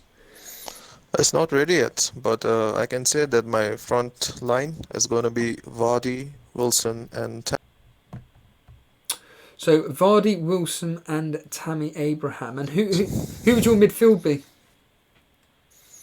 my midfield would be Mane, Mount, De Bruyne, and Mahrez at the moment. Oh, and the fifth midfielder I haven't decided. Oh, you're going... Why Mahrez? I think after the Bernardo Silva ban becomes active from the next game week, for 5 to 6 game weeks, he's going to be pretty nailed in that City lineup. And with the return of KDB, he's going to boost the other players around him. And I think Mahrez could be a really good shout. He could match Sterling, I believe. Wow, fascinating. What were your thoughts on that straight away, Boona, that Mahrez could match Sterling's points over the next, say, 5 to 6 game weeks? If he plays, that is, there's obviously that rotation risk. But if he plays, then he absolutely could. I mean, apart from this game week just gone, I mean, I didn't watch the City game. I know he played. I don't know how he played, but he's starting to show some form, like, you know, off Mahrez of old. So he could be a good option. Absolutely, why not? We've been Notorious. We've been talking about certain players, not just specifically in this wildcard team, but if other people are going to wildcard. And Trent Alexander-Arnold's name keeps popping up. Is he somebody in your wildcard team? Oh yeah, definitely. He's a must-have for me at the moment. Like, I've been going without him up till now, but I think like he could return massive hauls in the next few game weeks. So I'm definitely bringing him. And who? Well, talking of your defence, which defenders are you looking to be bringing in for your wildcard team? The defense would be Trent, Soyuncu, Tomori, Lundstrom, and Rico at the. So you're all right. So essentially, it's the same as my back five, basically, barring a couple of players. But I understand what you're saying. So you're thinking the same lines as me, that going cheap defence to upgrade your attack is the best way forward? Yeah, exactly. Move the funds in the midfield and the attack, and going cheap to the value defenders, the lower than 5 million price. Yeah, and obviously base it around Trent Alexander-Arnold there. Would you, though, in my situation, I'm seriously considering Aubameyang, Aguero and Abraham up front. Your thoughts on that? I would say go one of Aguero or Aubameyang. I think that's too much fun in the front line. Personally, for me, I would rather go for Aubameyang just because he's nailed and he should return some points in every game. But why not Aguero? I'm just not sure about if he's on form, if he's out of form. Like in one of the earlier, I think, streams, Charlie Chicken Tikka was saying like Aguero was not looking very good this season. Like he was sort of out of form, not finishing his chances. So he could be a frustrating player to have in your team. I agree with Notorious to an extent. I think there's better value at the moment, Steve-O, in mid to highish priced midfielders and attackers, so the 7 to 9 million range. So, you got the likes of Maddison, Mount, Vardy, Wilson, Abraham. Those are the players you really want to be focusing on. And Aguero and Aubameyang's an okay option with the fixtures, I think. More so than Aguero. I agree with Notorious on that personally. I think that's where I'd be focusing on a wild card. I'll ask you straight away, Notorious. Who would you, if you had a choice between Wilson and Vardy, which of the two would you get? Me personally, I think I'd go with Wilson.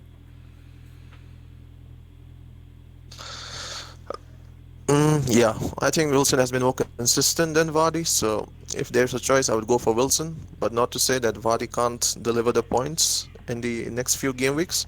I think he has blanked against the top 6 teams so far this season, and now his fixtures are turning up, so he could really deliver those big returns. No, absolutely. I just accidentally pressed the wrong button for a second there, but I'm looking at maybe having a front three of Aubameyang, Wilson and Abraham. I'm liking your thought process on Mahrez. I'm in the same kind of bandwagon. Oh, we've got another super chat.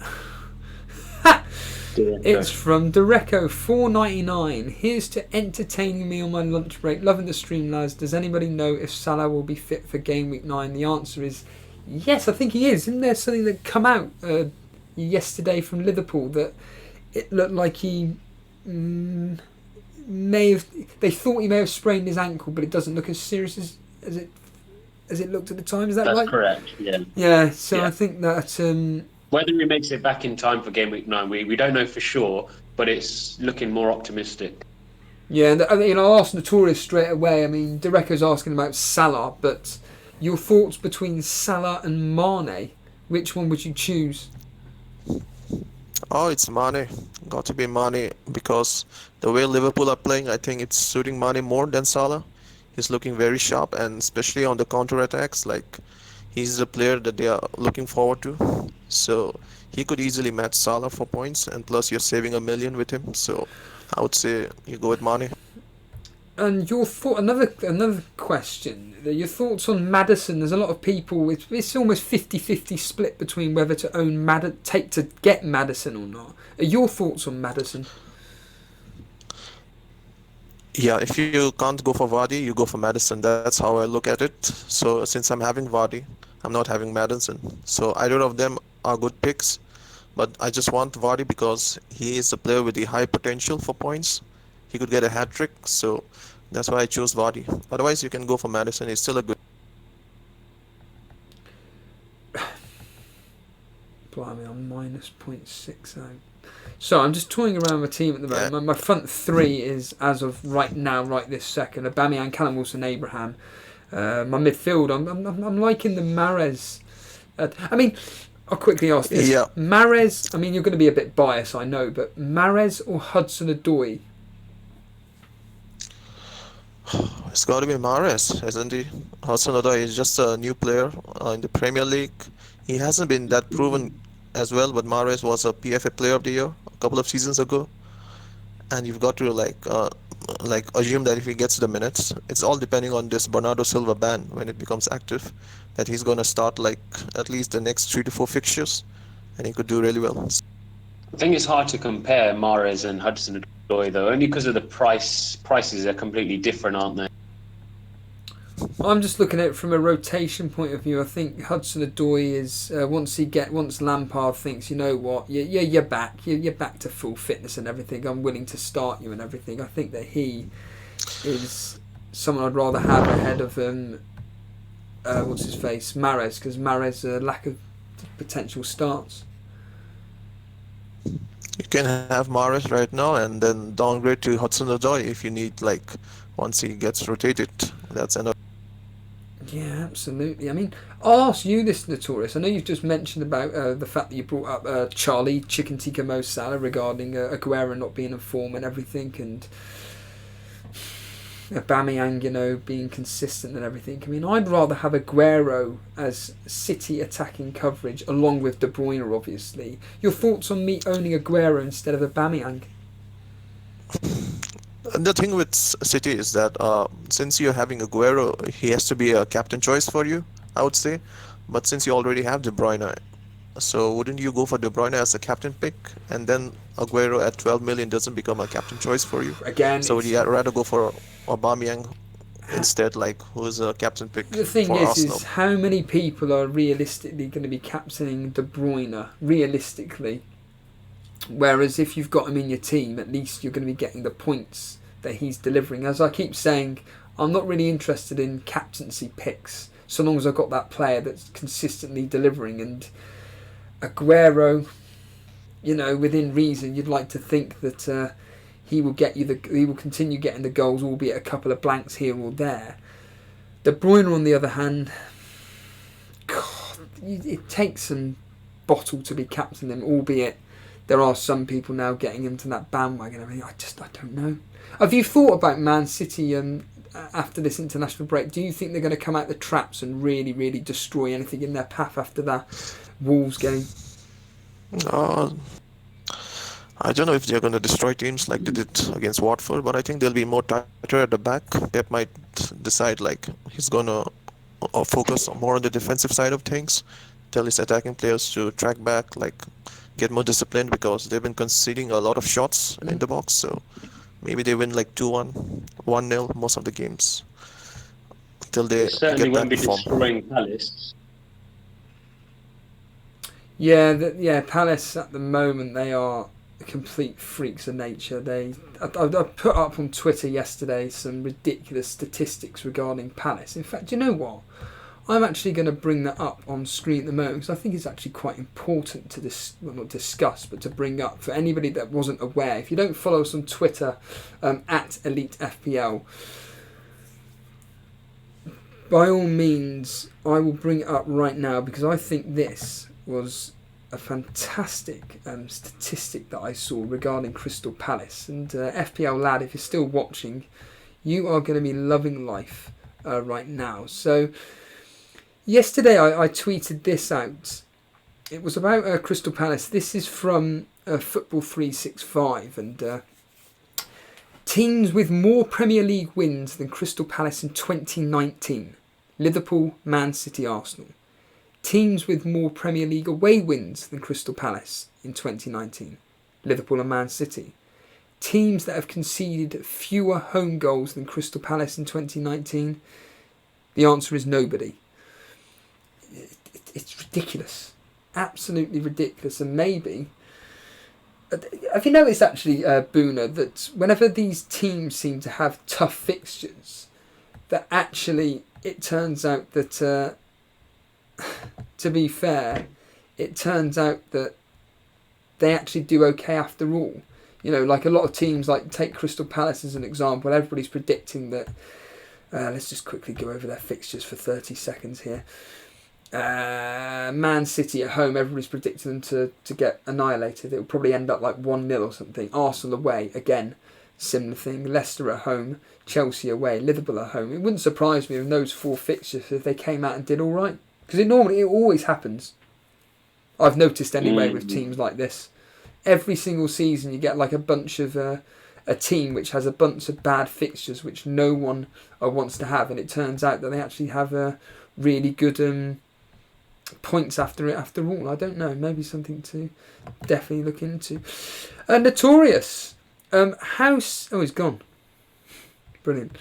I was going to ask about his let's just quick. I don't know why he's gone. Notorious, he's still there. He's vanished. Fair enough. Maybe we could do... Oh.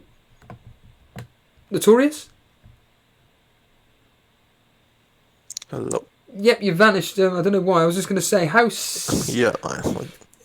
much tinkering are you going to be doing with your wildcard team? And more importantly, which players are you kind of definitely having... If I'll ask you this first. Which players are you definitely having in your team no matter what? I'm definitely having 3 players from Chelsea, 2 players from Leicester, 2 from City, and 2 from Bournemouth. And how set are you on your team as of now?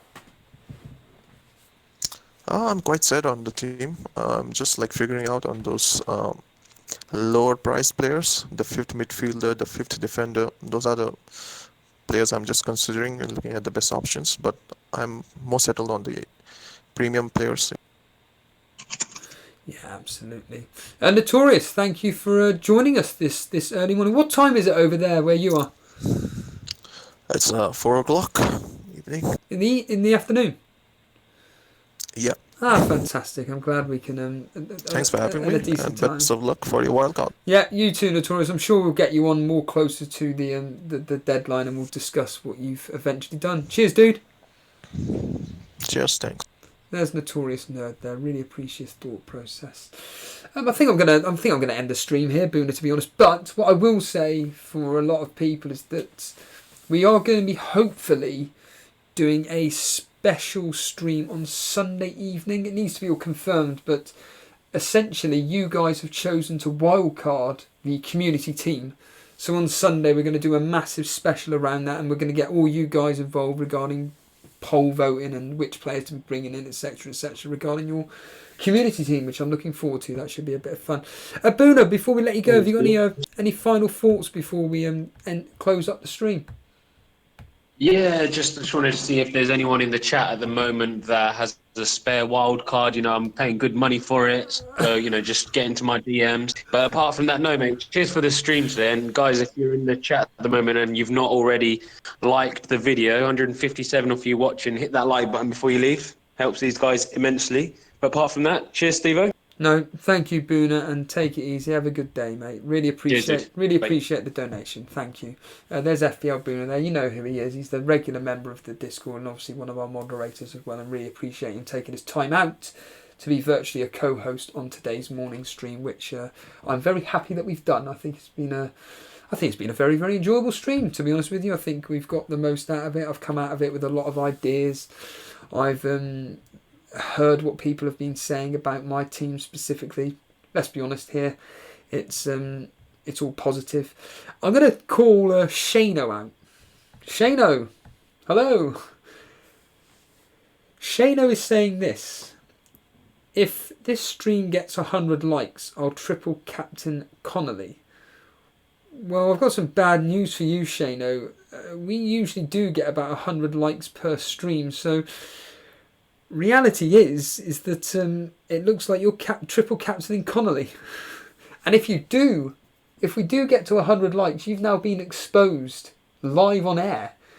You've got, as Boone has just said, we've got 150 odd people watching this. And your name is Shano. You're a regular contributor to this show. We all know who you are.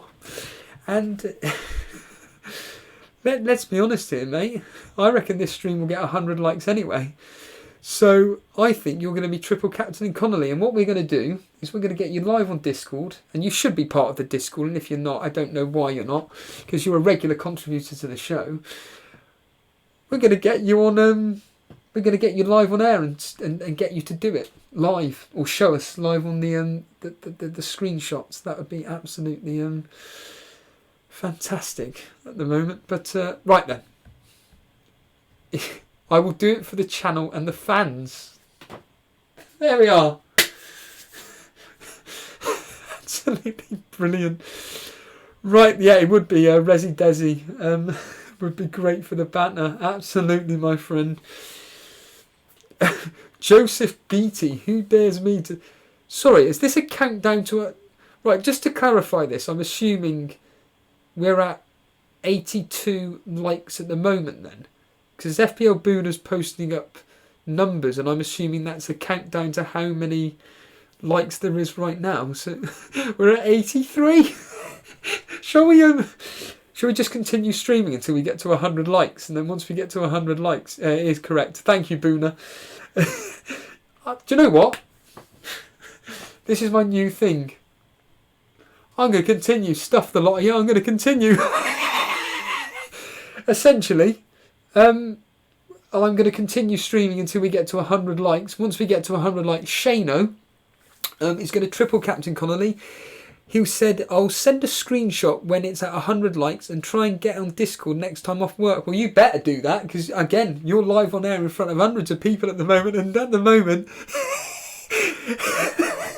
we're going up and up and up to 100 likes. So, yep, there we are. Joseph Beattie, some Stone Cold Steve Austin. And you've hit the nail on the head, my friend. I am doing a Stone Cold Steve Austin. I thought FPL Penguin was the only wrestling fan on here, but other than that, I'm afraid it looks like we got another one. Fantastic. Yeah, that's the question. Alexander Todorov asking the question, is he in our mini-league? I don't think Shano is. Here we are. Shano saying, after my wildcard has been played, I will triple Captain Connolly. I will also Captain Connolly Gameweek 9 as well, boys. Yeah, Goblin saying, Shano, like it yourself, mate. There we are. We're 6 likes away from 100. Yeah, there we are. People are continuing. But, no, I'll just quickly chat for a second on regarding this wild card. And I'm looking at the screen right now. I'm just looking at the screen right now in all seriousness. And that team there, you know, if I was to get rid of Chambers as an example and just bring in a guaranteed starter from... let's just say Burnley as an example of a team which I can see keeping clean sheets on a semi-sporadic level, and just bring in Matt Loughton as a prime example. I'll tell you what, actually, talking of Matt Loughton, Charlie Taylor, with Peters injured at the moment, I don't know what the extent of his injury is. 4.2 for Charlie Taylor. It's a bit of a bargain.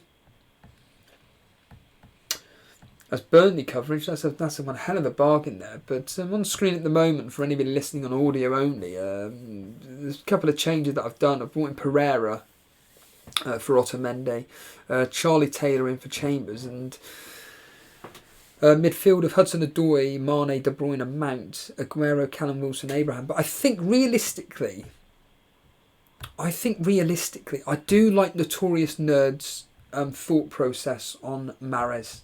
I really do. I toyed with it earlier on. I mean, but there's people talking about Maddison and everything, and if I was to stick an Aubameyang back again. So essentially my midfield 4 would be Maddison, Mane, De Bruyne, Mount, Aubameyang, Callum Wilson, Abraham. I just don't like the fact that I don't have any Man City attacking coverage other than De Bruyne, and I'd rather have attacking City assets rather than Leicester. That's just my opinion, to be honest with you. But yeah, it's no, I'm not going to go on for another hour, because another hour to be honest with you, I want to get food. I've been up since 4 o'clock this morning.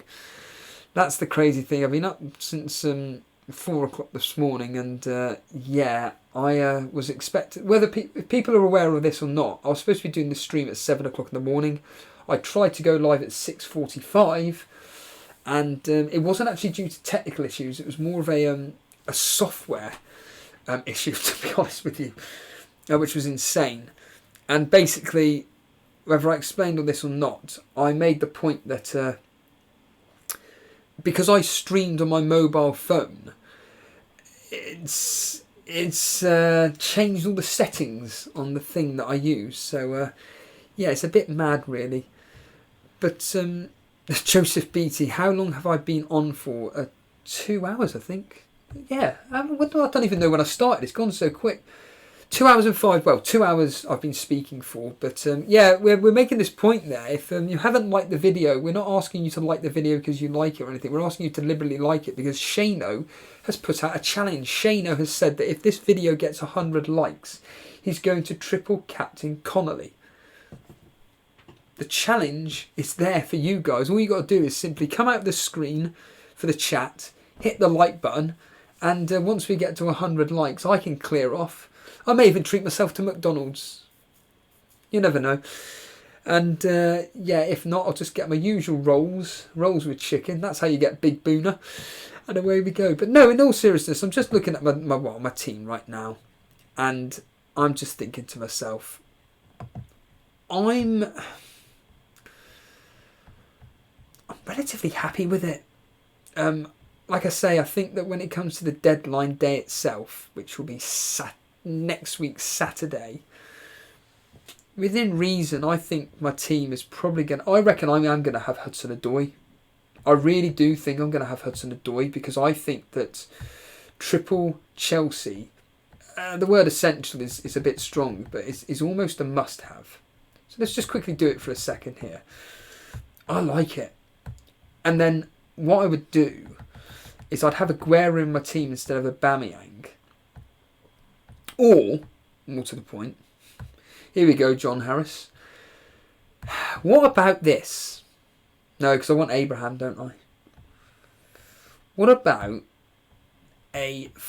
let's get Connolly in for the sake of it and go with a 3-5-2 formation. I haven't even thought about this. So maybe a 3-5-2 formation. Let's just put Connolly in for the sake of argument. For argument's sake. So I have Aubameyang and Abraham up top. I've got 9.7. Maybe just downgrade Abraham to Aguero to have that double Man City attack. What have I got there? 12. Which means then I would have 5-point-something. 5.1 for a midfielder. Oh, man, it's close. Get rid of him then. Bring in Sunchu.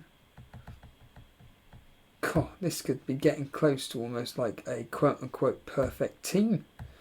So where's Sunchu? There he is, 4.7. Put him in. 6.5. And wait a minute, I've just realised something. Wolves. People overlooking Wolves. I mean, I haven't even looked at their fixtures, to be honest with you, but let's just quickly look at their... Nice and green. And isn't... Oh no, Jota's a striker, isn't he? Yeah, he's a striker. Blast. No, I don't like that. I'd rather go with a 3-4-3. I'd rather go with a 3-4-3. A lot of pondering. There's going to be a lot of pondering. Like I say, this stream has been going on for...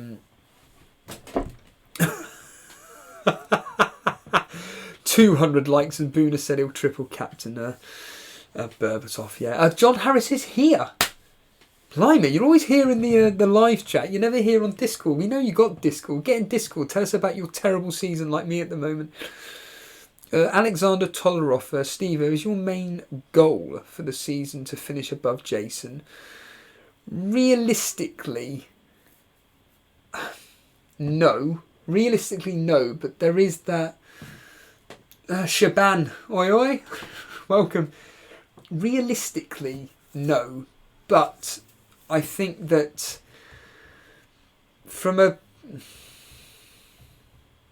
psychological perspective, yes. I think there is a bit of... I wouldn't be gloating about it. I couldn't count as like gloating, but I think... What's the word I'm looking for? I just think for a bit of... I can't even think of the word.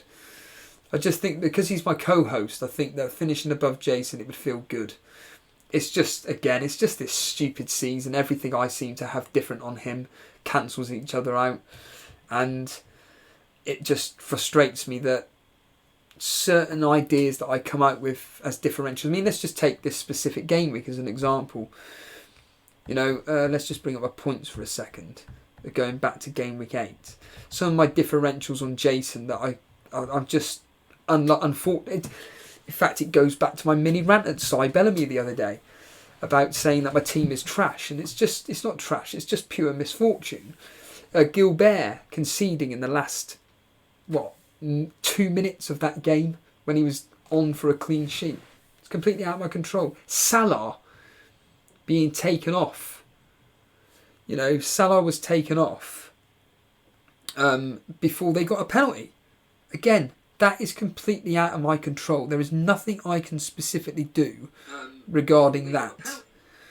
And, you know, if these particular players that were differentials on Jason had actually come through, then, you know, I could have been in a better position. But unfortunately, my differentials aren't paying off. And essentially, I just feel like I can never catch him. That's how it feels to me. It just feels that it doesn't matter what I do. Even Saka. Even my pick in Saka. You know, it did technically come off in the sense of he started the game. He was playing against Bournemouth. You would expect there to be goals galore. Fortunately, it didn't happen. Unfortunately, it did not happen. It's just pure misfortune. Completely, and that's how I feel my season's gone this far, and this is why I've activated this wildcard, because I need to do something to change my season around right now, and up on screen at the moment. If I just quickly bring it up, in fact, let's just put it on the My Team section. It's easier to read that way. Right now, that is my team as of now, but again, as you've seen throughout the stream, it's just all over the place. We've hit 100, have we? We have hit 100. Bruce saying that he's in the same position as me with active. Hey, we've hit 100. Fantastic. There we are, everybody. We finally hit 100. It means I can say goodbye. No, I said I'd go by, 20 minutes ago now, John. So thank you for hitting the 100 likes, but more importantly, Shano. No, Shano. Shano here saying, remember game week 10 is the week you'll see my triple captaincy. Why do you say that, Shane? Did you say that you wildcarded and then you can't actually hit the triple captaincy? I'm pretty sure that's what he said, to be fair to Shano. Right, so Shano's circumstance is this. Shano, why you've put this challenge up now, then, kind of misleading, but Shano said that he triple captain Connolly if we hit 100 likes this stream. However, he didn't say that he wildcarded, but he has done, so he's going to be wildcarding in game week, triple captaining in game week 10 instead on Connolly. Alright then, okay, in fact he's actually changed it a bit again. He said he's going to be captaining Connolly this game week and then triple captaining in game week 10.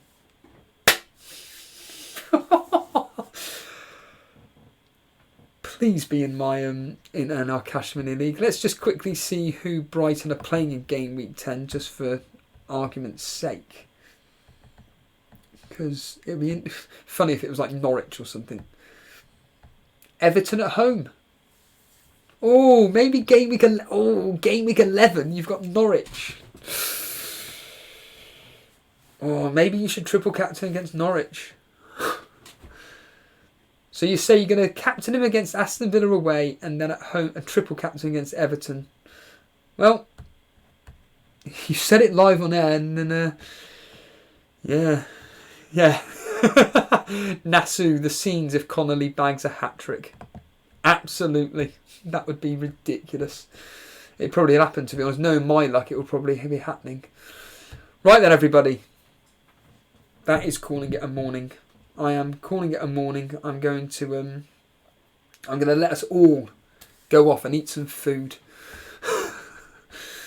Let's do the admin, shall we? This is the bit where everybody's going to go see you later. But let's just quickly do the admin. and we can be on our way. So again, if you've enjoyed the video, just hit the like button, but we're going to skip over that. But we will do the subscription bit, 'cause the subscription bit has been going through the roof at the moment. FPL Penguin did alert me, well, not alert me, he did alert everybody to the fact that our subscriptions over the last few days have gone through the roof, to be fair. And you're clearly enjoying the content. If you are watching this content for the first time, you've enjoyed what you've seen. We are pretty much a daily streaming show. So yeah, I would highly recommend hitting that subscribe button and getting on with what you're watching, really, because yeah, we're committed. What me and Jason do, me and Jason are committed to what we're doing, and we've got big plans for this particular stream, and you guys could be part of it. And the best way to be part of it is, of course, you've heard the callers on, it's that Discord.